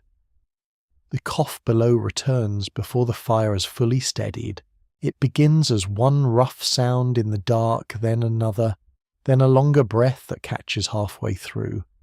The house seems to listen with you. Even the bed grows still for a moment, as if every sleeper knows that winter illness has entered the room and taken a seat by the hearth. No one says anything at first. That silence tells you plenty. In a crowded winter household, sickness does not belong to one person for long. It moves through shared air, shared blankets, shared cups, shared labour, shared sleep. A cough is not only a cough, it is a question. Who will be unable to milk the cow tomorrow? Who will need watching? Who will need broth? Who will take the coldest place in bed so the feverish one can have warmth? You lie beneath the heavy covers and hear someone stir downstairs. A woman's voice murmurs gently. Cloth rustles. A cup is lifted. The sick person drinks with difficulty, then coughs again. The sound is damp and tired. Winter makes every breath feel important. People in early America know illness intimately, even when they do not understand it in modern terms. They speak of chills, agues, pleurisy, quinsies, catarrhs, consumptions, fevers, and bad humours. The words differ from yours, but the experiences are recognisable. Sore throats, aching limbs, lungs burning in cold air, children flushed and restless under blankets, adults trying to work through weakness because animals still need feeding and wood still needs hauling. A well-established reality of colonial life is that winter illness could be made worse by crowding poor ventilation smoke from hearths, damp bedding, and limited nutrition. After stored foods ran low, people might have herbs home, remedies, prayer nursing care, and sometimes a physician if money and distance allowed. But most healing begins at home in rooms exactly like this one. You hear a small spoon touch pottery below. The smell of something sharp drifts upward. Maybe vinegar, maybe onions, maybe an herbal brew that promises more confidence than evidence. Household medicine is a world of patience, memory, and strong smells. Women often serve as primary caregivers, drawing on recipes passed through families, printed almanacs, neighbours, and local practice. A chest or shelf may hold dried sage, horehound mint chamomile, tansy, angelica licorice, root or bark gathered in warmer months. Some remedies comfort, some do little, some are actively rude to the patient. You imagine being half-frozen feverish and then offered a steaming cup of bitter herbs by someone who insists it is for your own good. History is very fond of character building. Near your feet, the child wakes slightly at the coughing. The small body stiffens, then relaxes when no one sounds alarmed. Children learn the language of illness early in households like this. They know which cough means ordinary winter misery, and which tone sends adults moving quickly. Tonight seems somewhere in between. Not panic, not ease. Below the sick person is helped closer to warmth. A stool scrapes softly. Blankets shift. The firelight brightens and sends wavering shadows into the loft. You think about the narrow bed itself. If the sick person worsens, they may be brought into the warmest sleeping place. Someone else may be displaced to a pallet or bench. In winter, the best bed can become the household infirmary. The same blankets that preserve sleep now preserve life. Medical historians still wrestle with how families balance practical care against fears of contagion before germ theory. People noticed that illnesses spread, yet their explanations varied. Bad air-cold exposure, imbalance. Divine testing, seasonal influence, and moral interpretation could all mingle in one anxious household. Knowing something is catching is not the same as knowing what to do when there is only one warm room. Where exactly should the sick person go? The answer too often is wherever the fire is. You breathe shallowly as smoke thickens again from the revived hearth. The sick person below coughs harder after a gust pushes down the chimney. Someone opens the door for a heartbeat to correct the draught, and cold rushes inside so fiercely that all warmth seems to shiver. The door closes. The house exhales. You tuck the blanket over your mouth for a little extra warmth. The fabric smells of wool smoke and many nights. It is not fresh, but it is familiar now. A rather odd remedy from early American and European household medicine involved placing sliced onions near bedsides or applying onion poultices for coughs and congestion. Onions were cheap available and strongly scented enough to convince anyone that something medicinal must be happening. Whether they cured much is another matter, but they certainly made the room memorable. You sniff the air again. Yes, onion may indeed be participating. The sick person murmurs thanks below. The woman answers softly, almost teasing, perhaps to ease fear. A gentle voice matters. Care is not only medicine. It is presence through the cold hours when everyone is tired and the room smells like ash-damp cloth and boiled roots. You remember the earlier warmth theft, the extra blanket tucked around your feet, the whispered word sleep. These small acts form the hidden structure of the household. Winter survival depends on them as much as on firewood. Outside snow presses at the door. Inside illness presses from the lungs. The narrow bed holds its sleepers in uneasy quiet. You feel your own throat scratch from smoke and cold. Suddenly the fragility of the body feels very close. In your world, a cough is usually inconvenience. Here it can become a season of fear. A fever can threaten labour food. Infants' debts travel, and the emotional balance of a family already stretched thin. Yet people do not live every moment in terror. That is important too. They joke, they complain, they brew terrible tea, they warm stones, they rub chilled feet, they argue softly about whether more wood is needed. They wrap the sick in blankets and hope morning brings improvement. Life continues because it must. The coughing below eases at last. The sick person breathes more evenly. Someone adjusts bedding near the hearth, then sits quietly for a while, watching the fire as if watching over the body beside it. The loft grows still again. You listen to the faint movement of the caregiver below, the occasional crackle of flame, the soft, collective breathing beneath the blankets. Your own body sinks deeper into straw and rope. The bed creaks, once, then settles. Sickness has not left the house, but for this hour it has quieted. You close your eyes and feel how warmth care, smoke and worry all mingle together in the dark. The night does not become gentle exactly, it becomes bearable. And in harsh winter, bearable is sometimes the kindest word history offers. The room becomes stranger after illness quiets. Not louder, not colder exactly, stranger. Perhaps it is the hour. Perhaps it is the way the firelight rises unevenly through smoke, making the rafters seem to breathe. Perhaps it is simply that you have slept in fragments all night, and the mind deprived of steady rest begins making patterns out of darkness. You lie still beneath the blankets and listen to the old house. The wind has faded to a whisper. Snow no longer strikes the walls sharply, but settles around them in soft weight. The fire below glows low and red. A sleeper beside you breathes with a faint whistle. The child near your feet has surrendered at last to deep sleep, and no longer steals warmth with quite such strategic brilliance. Everything feels suspended. This is the hour when dreams cling. You wake with the sensation that someone has just spoken your name, though no one has. The feeling passes slowly. Your eyes search the loft and find only shadow frost hanging garments, and the pale outline of a beam overhead. Still, you understand why people filled winter nights with meanings. Darkness in early America is not empty. It is crowded with scripture, Memory, weather, fear, folklore, dreams, and household noises that refuse explanation. Without electric light, the night is powerful. It reshapes familiar rooms into uncertain places. A coat on a peg becomes a person. Smoke becomes movement. A mouse under the boards becomes anything your imagination can afford. And imagination is free, which is convenient, since almost nothing else is.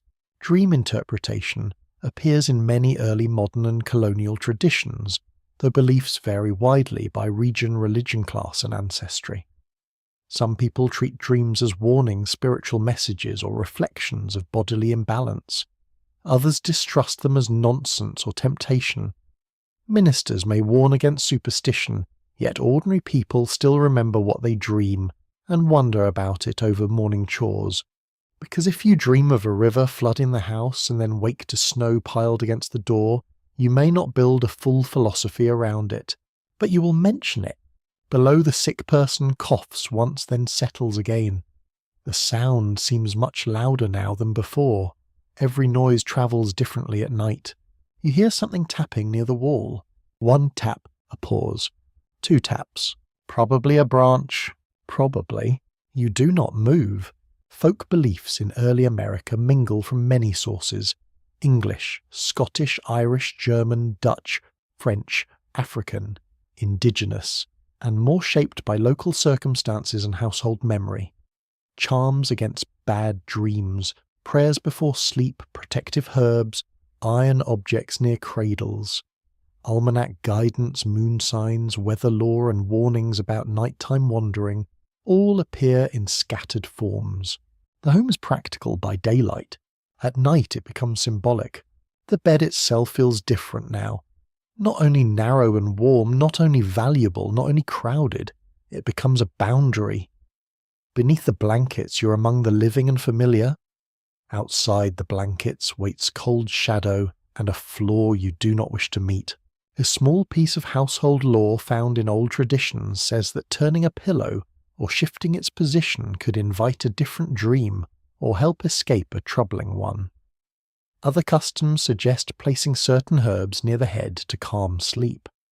These remedies may soothe mostly because they give the frightened mind something to do, which honestly is half of human civilization.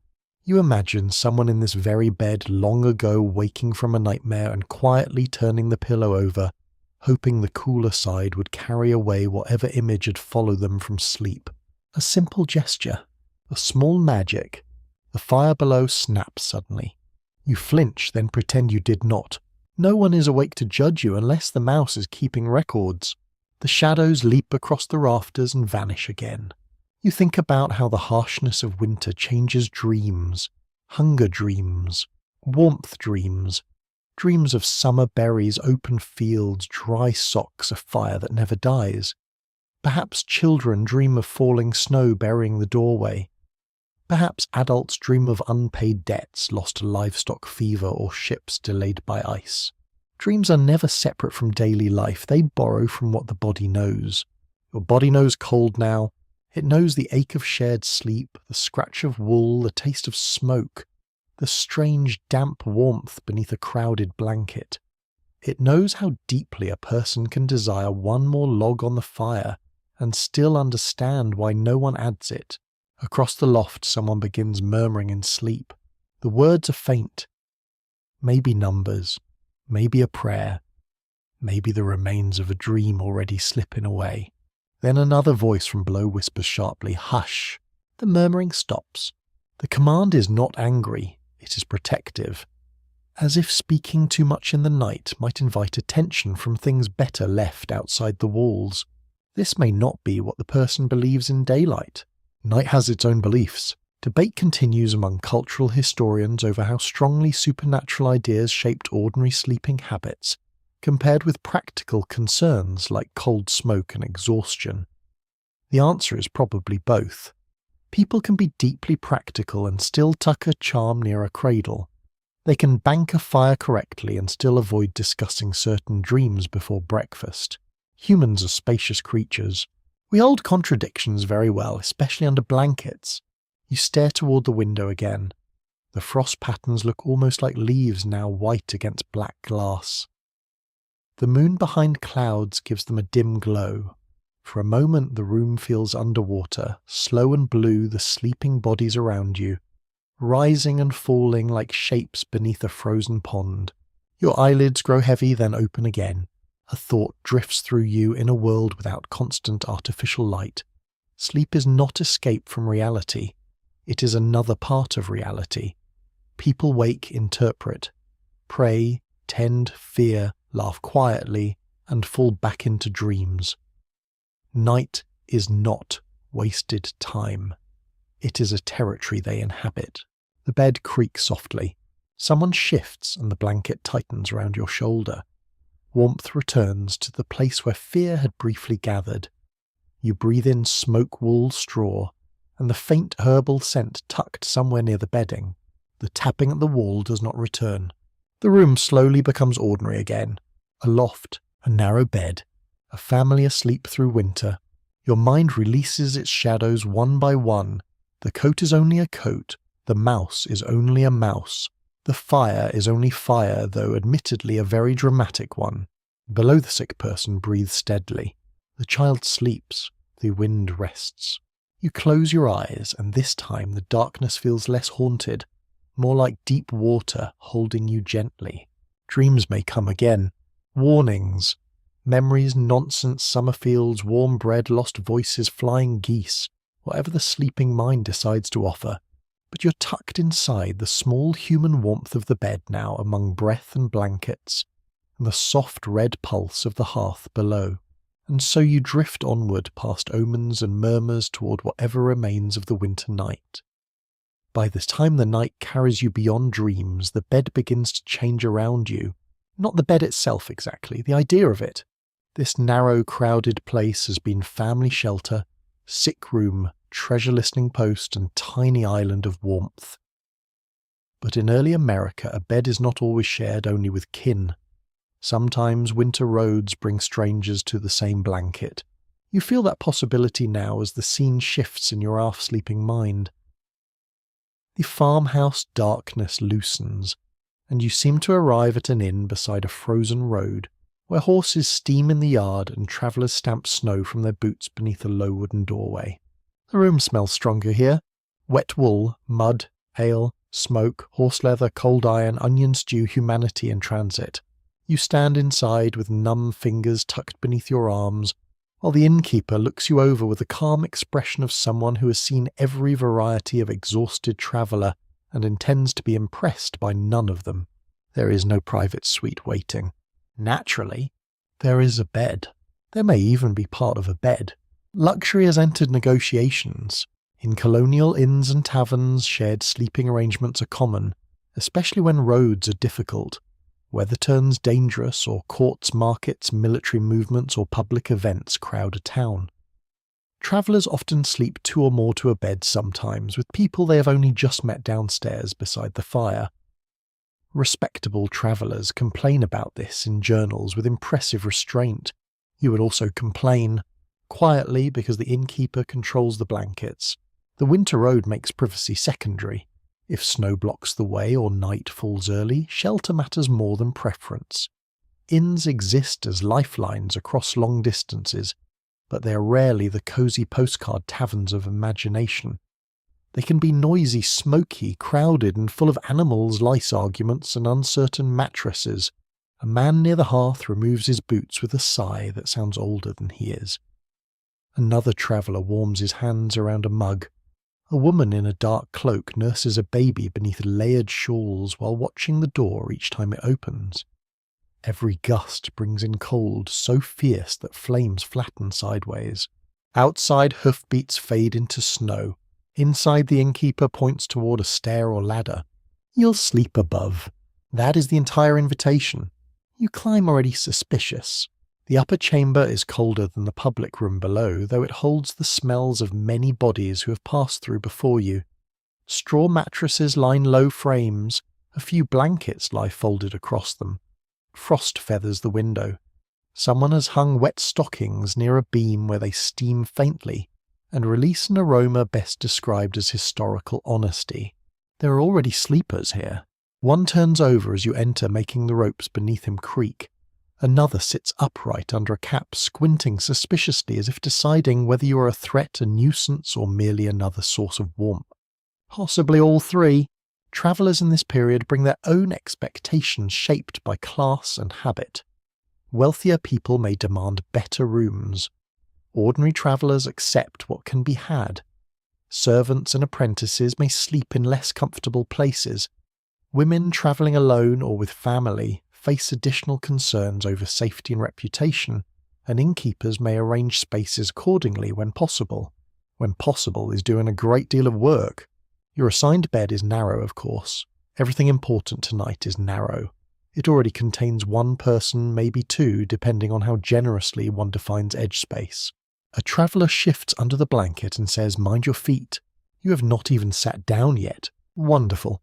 A curious detail from 18th century travel writing is how often guests mention bedfellows as a routine inconvenience rather than a shocking scandal.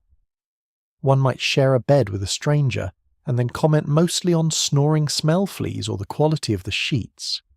Social distance existed, yes, but the road forced practical compromises. You lower yourself carefully onto the mattress. The straw is colder than in the farmhouse perhaps, because the room has not gathered steady family heat. The blanket smells of many previous nights. Smoke clings to it, but also damp wool, old sweat, and something medicinal that may once have been lavender before surrendering. The stranger beside you does not introduce himself. You respect this. The bedropes sag toward the centre, pulling both of you slightly inward. You brace one hand against the wooden rail to avoid rolling too close. The stranger does the same from the other side. Together without speaking, you create a tiny republic of boundary enforcement. Below tavern, sounds rise through the floorboards. Voices murmur. A mug knocks against wood. Someone laughs, once, then coughs. A dog barks near the hearth and is quickly scolded.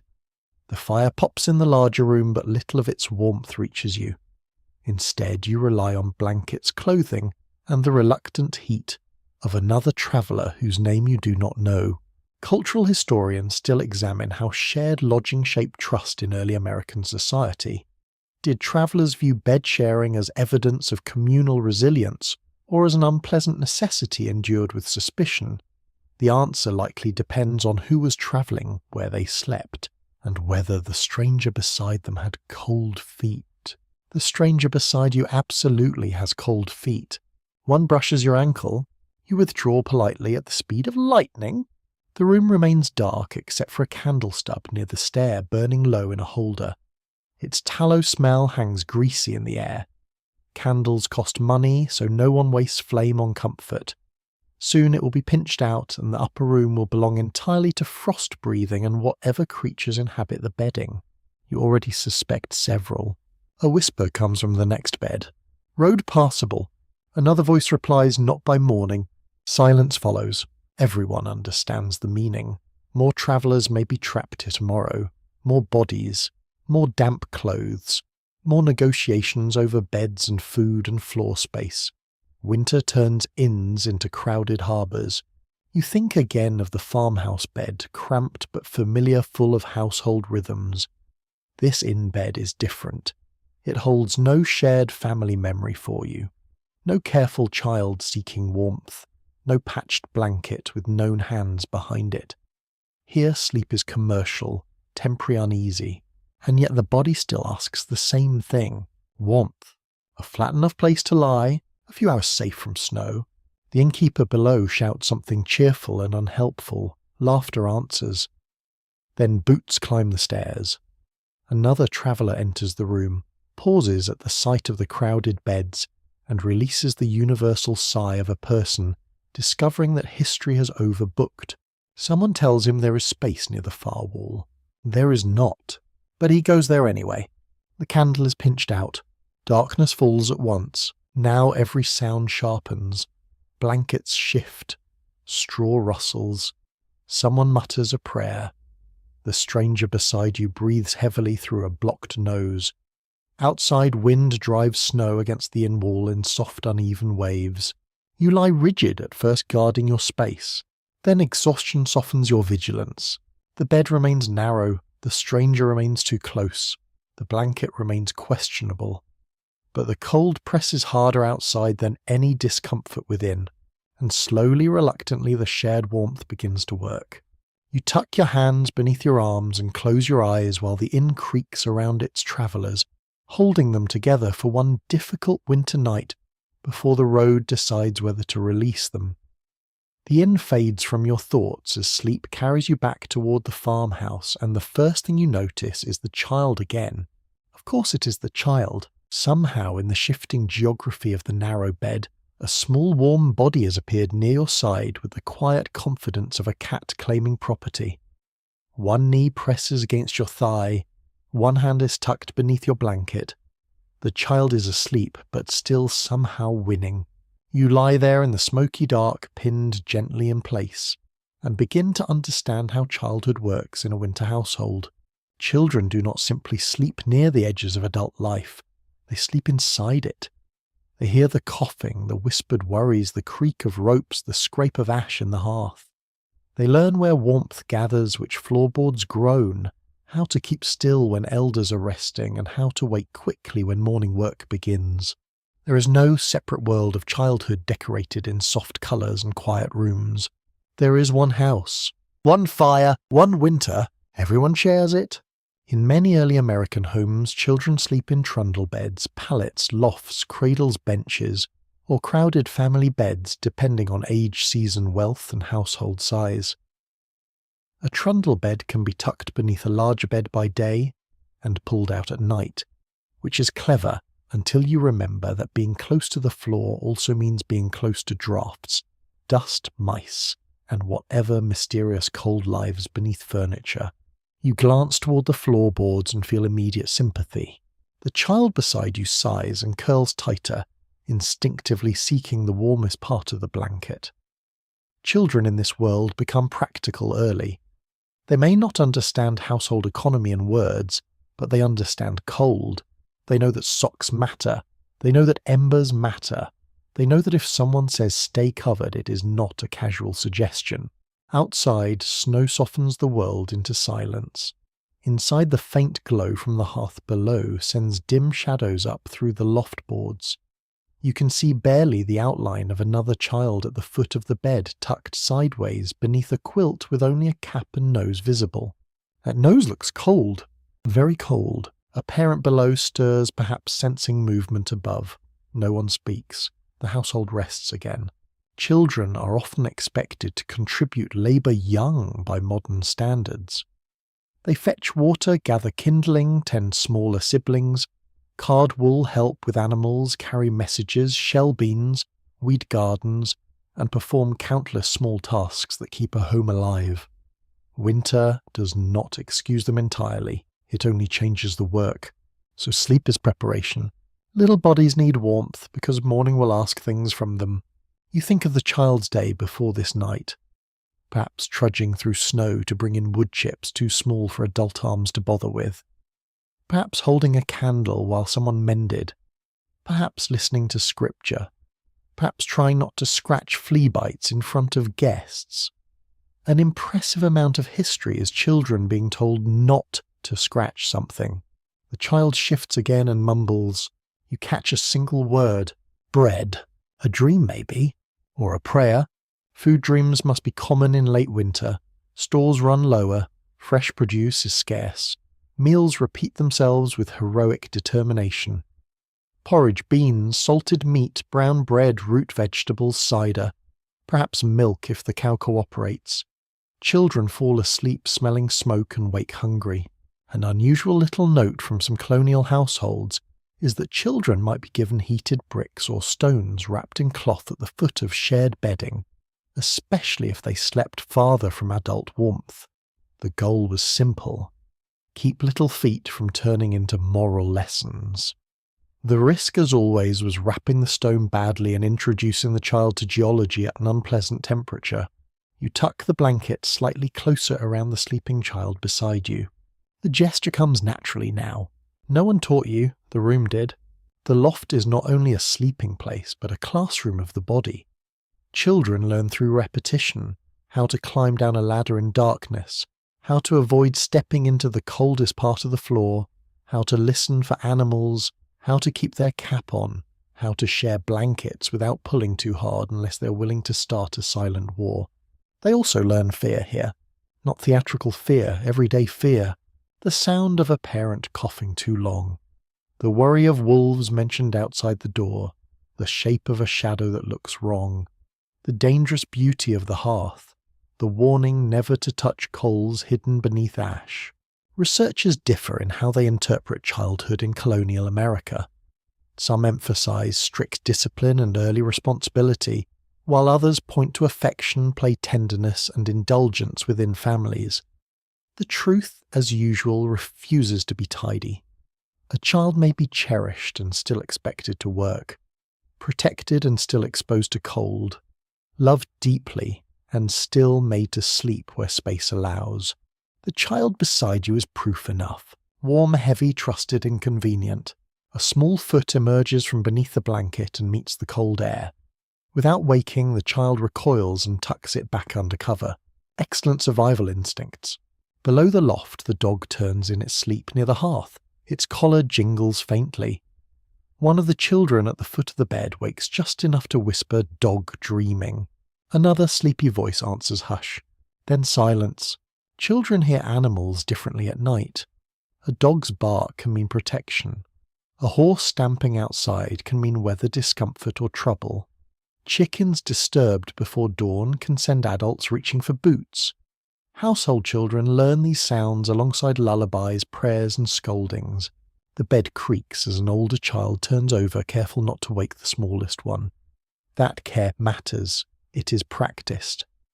The older child has likely spent years sharing blankets, sharing chores, sharing hunger, sharing illness. Childhood here is crowded with responsibility, but also crowded with closeness.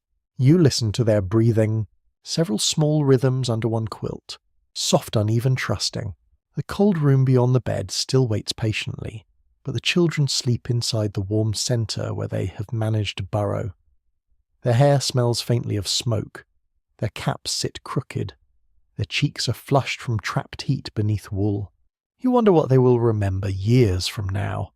Will they remember the harshness, the frozen windows, the scratch of straw, or will memory soften the scene into firelight blankets, a parent's murmur, the safe pressure of others nearby? Memory is generous sometimes, and sometimes not. A faint greyness begins gathering beyond the frosted window, not dawn yet, but the first hint that night is loosening. The child beside you stirs as though sensing morning's approach with dread inherited from every schoolchild, farm child, and tired adult in history. Not yet, little one. The bed holds everyone a while longer. You breathe slowly, careful not to wake them. Around you the household remains folded into sleep children at the edges, and centre tucked into whatever warmth the night has spared. Outside snow covers the fields. Inside the narrow bed shelters the younger sleepers in its smoky, crowded, imperfect mercy, teaching them without words how to endure the cold and how to lean toward warmth. The first sound is not inside the house. It comes from beyond the walls, somewhere in the snow-covered dark, low, and long enough that every sleeper seems to feel it before fully waking. A branch groans, then cracks. The sound breaks across the night like a musket shot softened by distance. You open your eyes at once. The child beside you stiffens but does not cry. Someone below mutters a single word, then waits. Nothing falls against the roof. Nothing strikes the wall. After a moment, breathing resumes around you, though not as deeply as before. Storms have their own language in houses like this. Wind tells one story. Ice tells another. Snow weight on branches speaks differently from snow sliding off the roof. A person who lives through many winters learns these sounds the way a sailor learns rigging, or a shepherd learns the moods of sheep. You, however, are still a beginner, so every creak sounds like the house preparing to become a historical footnote. The wind rises again, pressing along the outer boards with a slow, steady force. The whole structure answers in small complaints. Rafters tick, shutters tremble. The chimney hums faintly as air moves through it. Snow scratches at the walls in dry bursts. Inside the narrow bed, everyone grows slightly more compact. No one discusses it. Bodies simply shift inward, away from cold edges and imagined danger. This is one reason winter sleeping can never be separated from the landscape outside. The bed may be indoors, but the night beyond it shapes every breath.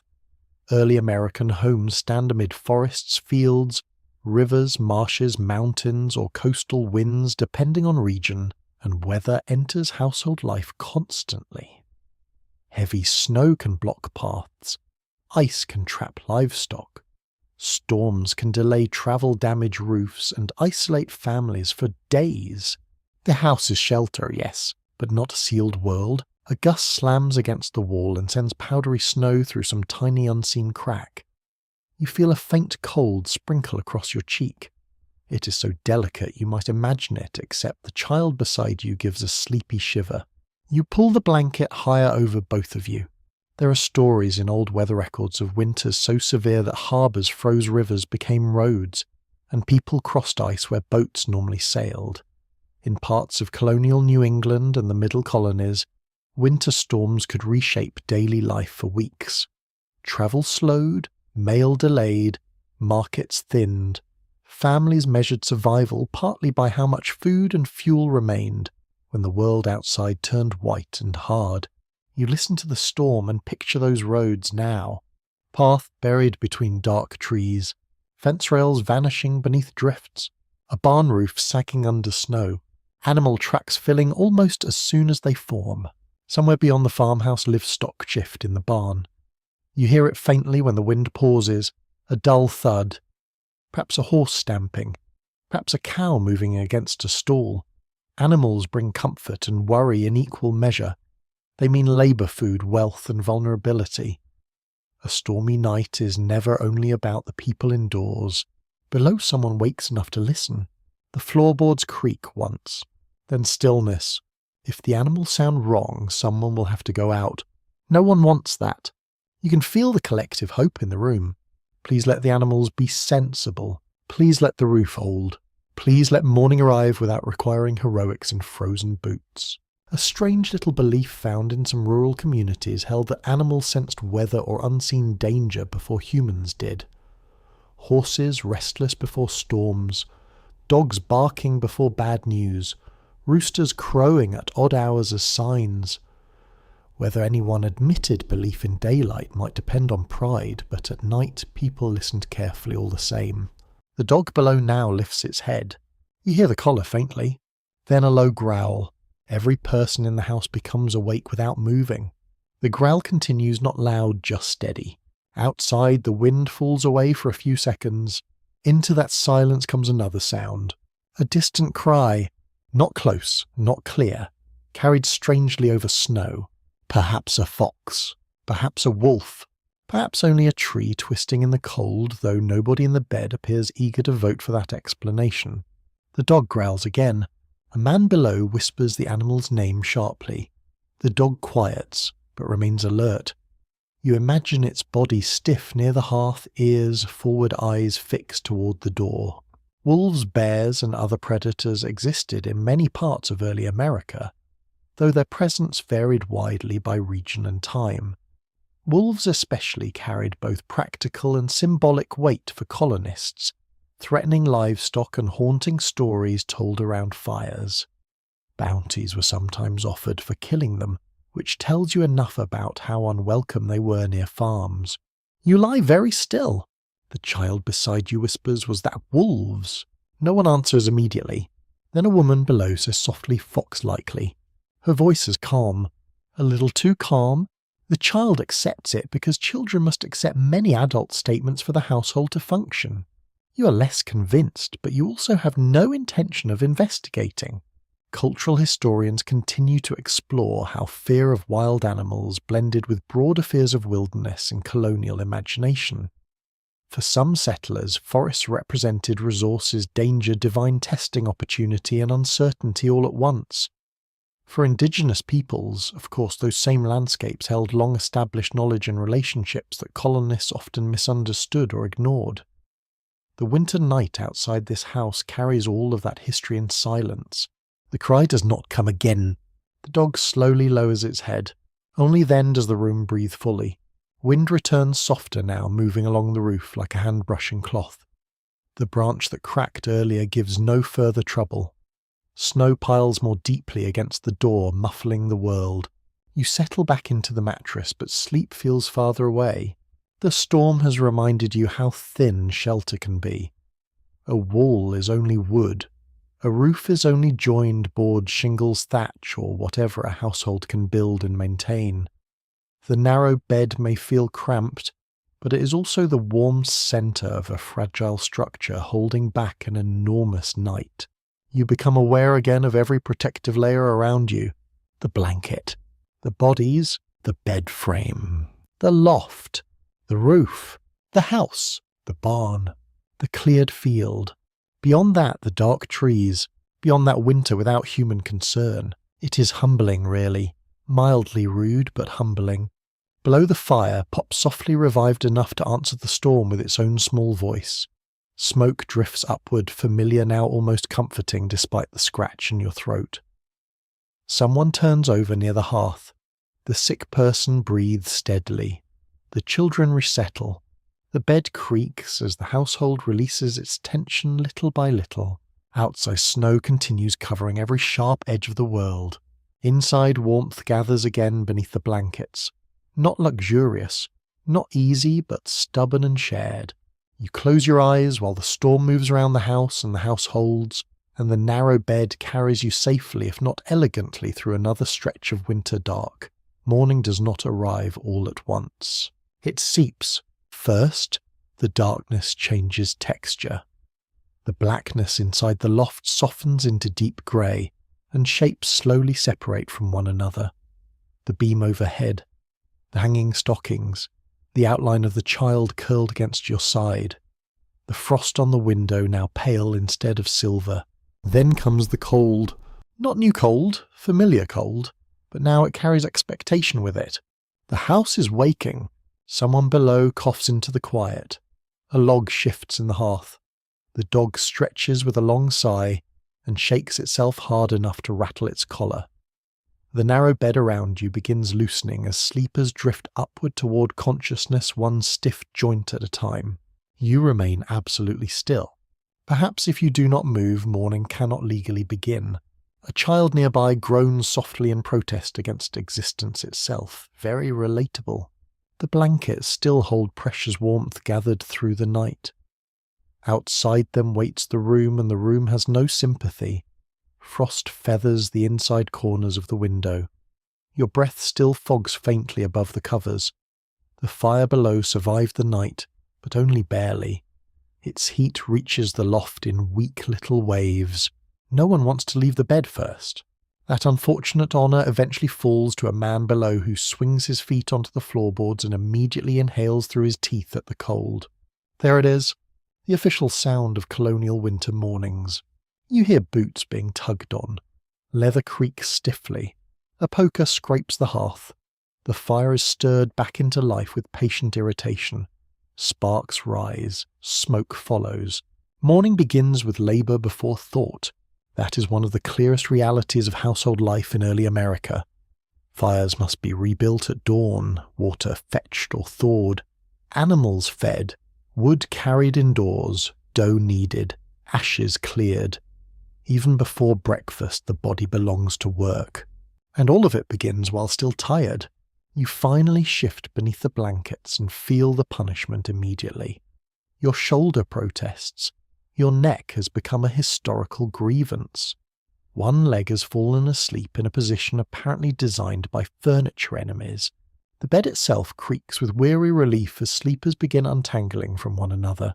A child sits up suddenly hair wild beneath a crooked cap, then dives back under the blanket after touching the air with one hand. A wise decision. Morning cold inside these houses can feel cruel because the body has spent hours tucked in trapped warmth. Leaving the bed means crossing a boundary between survival and suffering.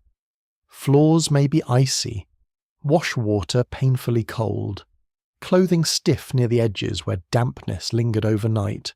Many households kept warming pans, heated stones, or carefully placed garments near the hearth to soften the shock of dressing in winter. Though soften may be too generous. More accurately, these methods reduce the experience from medieval punishment to deep personal inconvenience. The woman below is already moving steadily through the room. You hear iron pots shift. Wood knocks against the hearthstones. Her steps are practiced despite the hour. She's likely done this thousands of times. There is something almost sacred in repeated labour like that. Not glamorous, not poetic, just necessary. The smell of smoke thickens again as the fire wakes fully. Along with it comes another scent. Porridge, perhaps, or oatcakes warming near the coals. Hunger stirs through the room at once. Children smell breakfast before adults do. This appears to be eternal. One small voice whispers, "Is it snowing still?" Another answers from beneath a blanket mound, "Hope not." No one checks immediately. First comes warmth, then boots, then courage. You sit up at last. The cold strikes your face instantly. Your cap helps, but not enough. The loft air feels sharp in your nose and throat. Around you, blankets slide aside, revealing flushed cheeks, flattened hair, rumpled linen shirts, and sleepy expressions carrying all the grace of defeated armies. Morning modesty returns quickly. Clothing's adjusted, caps pulled straight, blankets folded or shaken. Even children learn these habits early. The bed beneath you looks smaller now, somehow compressed by the night's many bodies. Straw is shifted into fresh lumps. The blankets are tangled beyond reason. One stocking hangs mysteriously from the bedpost like evidence from a crime scene. No one comments.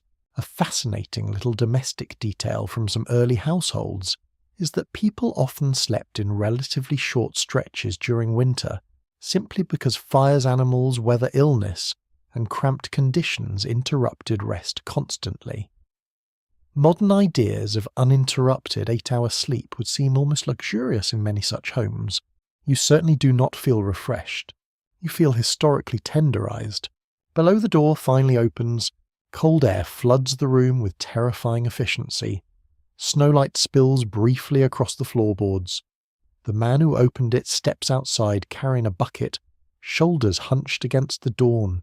Everyone in the room reacts immediately. Blankets tighten. Children groan. The woman at the hearth snaps, "Close it quick." The door slams shut again. Peace restored. Sort of. Outside sounds drift in faintly now. A horse snorting in the barn. Snow sliding from a roof edge. The muffled scrape of boots through drifts.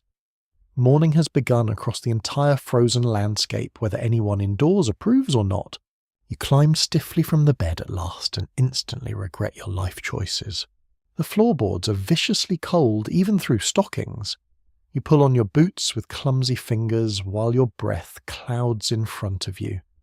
Nearby a child struggles into sleeves backward and receives sleepy correction from an older sibling. The house smells alive again now. Smoke, wet wool warming near the hearth, porridge bubbling, damp leather, ash, human breath after a long enclosed night. It is not clean. It is not fresh. But it is home. Or at least survival arranged to resemble home closely enough. Some scholars examining domestic life note how much emotional meaning gathered around winter hearths. The fire was not merely practical, it shaped routines, conversations, caregiving, and family identity. Without it, the household scattered into cold corners. Around it, life compressed into one glowing centre. You feel that now as everyone slowly migrates toward the warmth below. The bed is already being reclaimed by daylight. Blankets folded, straw shaken, space cleared for the tasks ahead. Night leaves few traces except warmth fading from the mattress and the ache in your shoulders. Yet you know the bed will matter again soon enough. After wood chopping, after chores, after smoke and cold and labour. Tonight the narrow frame will gather everyone back once more beneath wool and darkness. But first comes the day. You descend the ladder carefully while the hearth crackles brighter, and pale winter light spreads slowly across the room. Behind you, the loft settles into silence again, waiting patiently for another long night to begin. The day begins, but your thoughts remain with the bed. Even as the household moves around you in pale morning light, even as porridge thickens near the hearth, and boots track damp snow across the floor, your body remembers the narrow frame upstairs. It remembers how sleep came in fragments, how warmth gathered only through closeness, how every blanket mattered, how the night never fully belonged to rest. You stand near the fire with a wooden bowl warming your hands and realize that sleep in this world is not simply a private act. It is social. It is economic. It is seasonal. It belongs to architecture, fuel, family structure, weather, labor, faith, illness, insects, and the strange diplomacy of sharing blankets with someone who may or may not kick in dreams. Modern sleep often feels like a personal project. Better mattress, better routine, better pillow, better room temperature, better app gently informing you that you have failed at resting correctly. Here sleep is less optimized and more negotiated. You sleep where warmth can be preserved. You wake when the fire needs tending. You shift when a child grows cold. You cough when smoke thickens. You dream when darkness stretches too long. You rise when animals require care, whether or not your shoulder has forgiven the rope bed. A key fact of early American domestic life is that sleeping arrangements varied greatly by class, region, race, household size, and season. A wealthy merchant family in a town might sleep behind bed curtains with feather mattresses and more privacy. A frontier family or poor tenant household might share a room, a bed, or pallets near the hearth. Enslaved people, servants, apprentices, and labourers often faced far harsher conditions and far less control over where they slept. So the narrow bed is not one universal experience, but it is a useful doorway. Through it you feel how different rest becomes when comfort is scarce, and warmth is made by work. The child from the bed sits on a stool nearby hair, still untidy spoon moving slowly through breakfast. The child looks half asleep, cheeks flushed from hearth heat. In another hour that same small person may carry kindling fetch water, sweep ash, or help feed animals. Childhood drowsiness receives limited sympathy when chores have already begun. The sick person rests closer to the fire, wrapped in blankets, breathing more evenly now. Someone has placed a cup within reach. That single act says more than a speech. Care continues into daylight. The bed will wait above cooling airing, losing its night warmth. Later, someone may shake straw, straighten blankets, search for pests, fold bedding, or lay clothing across it to dry.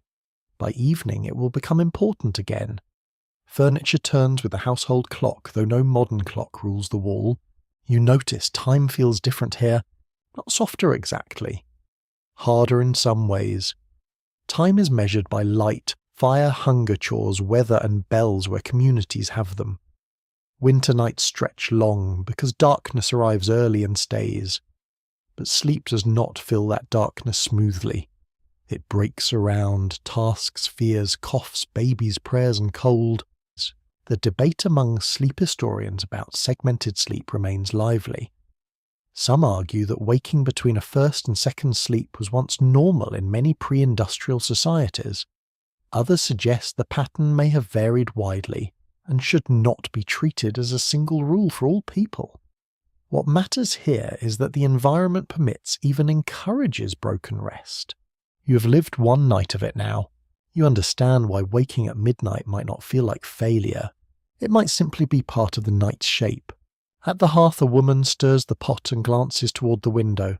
Frost still rims the glass, but light pushes through it, now faint and bluish. Outside the storm has left the world buried and quiet. A path must be cleared, animals checked, wood brought in. The bed gave shelter, but it did not erase obligation. Sleep here is tied to exhaustion more than comfort. People fall asleep because labour empties them. They wake because labour calls them back. Their bodies are shaped by seasons in ways yours may not be. Winter asks for stillness, but also demands constant effort to maintain that stillness safely. A small domestic peculiarity worth remembering is that beds could be dressed impressively for display even when actual sleep remained uncomfortable. In better furnished households, bed hangings, coverlets, and embroidered textiles might signal refinement to visitors. Behind the display, however, the same old problems persisted. Cold feet, smoke, damp, lumps. The eternal possibility that the mattress had developed opinions. History enjoys undercutting elegance. You sip warm porridge and feel heat spread through your hands. The bowl's surface steams gently. It tastes plain, perhaps a little smoky, but after the cold loft it seems almost luxurious. Luxury is relative. A dry stocking can be luxury. A live ember can be luxury. A blanket that reaches both shoulders at once can inspire gratitude bordering on poetry. You think about community now, not community as an inspiring poster, but community as involuntary closeness. Shared beds, shared rooms, shared smells, shared sickness, shared warmth. It can be comforting. It can be suffocating. It can protect the vulnerable and expose them. It can create tenderness and tension in equal measure. The narrow bed teaches all of that without saying a word. You remember the stranger in the imagined inn, the child's cold foot, the sick cough near the hearth, the hidden value of patched blankets. Each belongs to the same lesson. Early American sleep is not merely about lying down. It is about how people organize survival when the world outside refuses ease. This is why sleep felt different, because the night was not conquered. It was endured. Managed, listened to, entered with caution and left with stiffness in the bones. And still there was beauty there. The silver frost at the window, the shared warmth under wool, the careful tending of embers, the whisper telling a child to sleep, the rough stitches holding a blanket together, the quiet courage of getting up before dawn when the floorboards feel personally hostile. You stand near the hearth as daylight strengthens and imagine the bed above without sleepers, empty now perhaps slightly sagging, smelling of straw and smoke. Waiting. It seems humble, but it has carried the household through danger that arrived not as a single disaster, but as cold hour after cold hour. That kind of endurance leaves the little monuments everywhere. In rope marks, in patched cloth, in old wood polished by hands, in the memory of bodies that learn to sleep close. The morning work grows louder around you. Pots clatter. A child complains about boots. The dog noses hopefully near breakfast. Someone opens the door and white winter light pours in. Cold rushes through the room again. Everyone reacts with practiced irritation. The door closes. The fire resumes its soft crackle. And above you in the loft, the narrow bed waits for night to return, holding the shape of everything you have begun to understand. The day passes as winter days do, slowly in the bones and quickly in the hands. You carry wood. You warm yourself. You lose warmth again. You step outside and feel the air seize your breath before you have managed a single dignified thought. Snow lies high against the fence rails. The barn smells of hay animals and frozen leather. Chickens complain with the ancient confidence of creatures who have never paid rent. The horse turns one dark eye toward you as if judging your technique with the bucket. Fair enough. By afternoon your body understands the house differently. The narrow bed upstairs no longer seems like a cramped curiosity from another age. It has become the answer waiting at the end of labour. Not a perfect answer, not a soft answer, but an answer. As twilight gathers, the household begins folding back toward night. The world outside turns blue and then violet. Smoke rises from the chimney into air, so still it seems carved. The fire is built up again for supper, then slowly managed downward. Bowls are washed. Boots are scraped. Wet wool is hung near warmth. Children grow quieter not because they are peaceful little angels, let us not become unrealistic, but because tiredness finally catches them. The bed waits above. You climb to it later with heavier limbs than before. The loft feels familiar now. Straw, smoke, wool, frost. The window carries new feathers of ice along its edge. The blankets have been shaken and arranged, though the mattress still knows exactly where your hip will suffer. A documented truth of early American households is that winter evenings often followed practical routines shaped by fuel light and labour. Fires were banked candles, conserved clothing, dried children settled, and bedding prepared before the deepest cold arrived. The rhythm varied by family region and wealth, but the need was constant. Night had to be managed before night took over. You sit on the edge of the bed and pull off your boots. The floor is already cold, naturally. The child from last night appears beside you with a blanket wrapped around both shoulders, looking solemn and half asleep. Without asking, the child crawls toward the warmer middle. Strategy begins early here. You respect it. Others settle in around you. The arrangement forms again practiced and quiet. Someone near the wall curls inward. Someone tucks a blanket over the smaller sleeper. Someone below coughs once less harshly than before and receives a murmured question in return. Outside wind brushes snow against the house, but tonight it sounds softer. Or perhaps you've learned not to fear every sound. The bed creaks under gathering weight. Ropes strain, straw whispers. Wool settles over shoulders. Warmth begins as a rumour between bodies and grows slowly into a small climate. You remember the inn-bed with its stranger and suspicious blanket. You remember the bed as treasure, as sick room, as archive, as shelter for children, as crowded refuge during storms. All of it returns now not as separate lessons, but as one feeling. To sleep here is to belong to a system of dependence. Fire depends on wood. Wood depends on labour. Warmth depends on blankets. Bodies' walls, weather and luck. Rest depends on everyone accepting limits and making small kindnesses inside them. The old question of comfort seems different now. Researchers continue to explore how people in past centuries understood privacy and rest in ways that do not map neatly onto modern ideas. Did they long for solitude as you might? Did crowded sleep feel normal, irritating, reassuring, or all three depending on the night? The sources cannot answer for every body beneath every blanket. But this bed suggests that comfort was often relational. It came through nearness routine and shared endurance. A tiny foot finds your ankle again. There it is, the full archive of human civilization summarized by one cold foot. You do not move away this time. Below the hearth glows low and red. Someone banks the embers with care, drawing ash gently over them. You smell smoke thicken, then settle. No one wastes words. The household has entered its winter hush. The quirky little details stay with you now.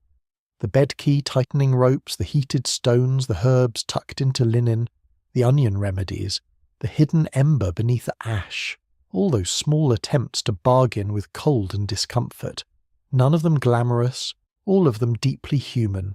The blankets rise to your chin. The loft darkens. Breathing slows around you.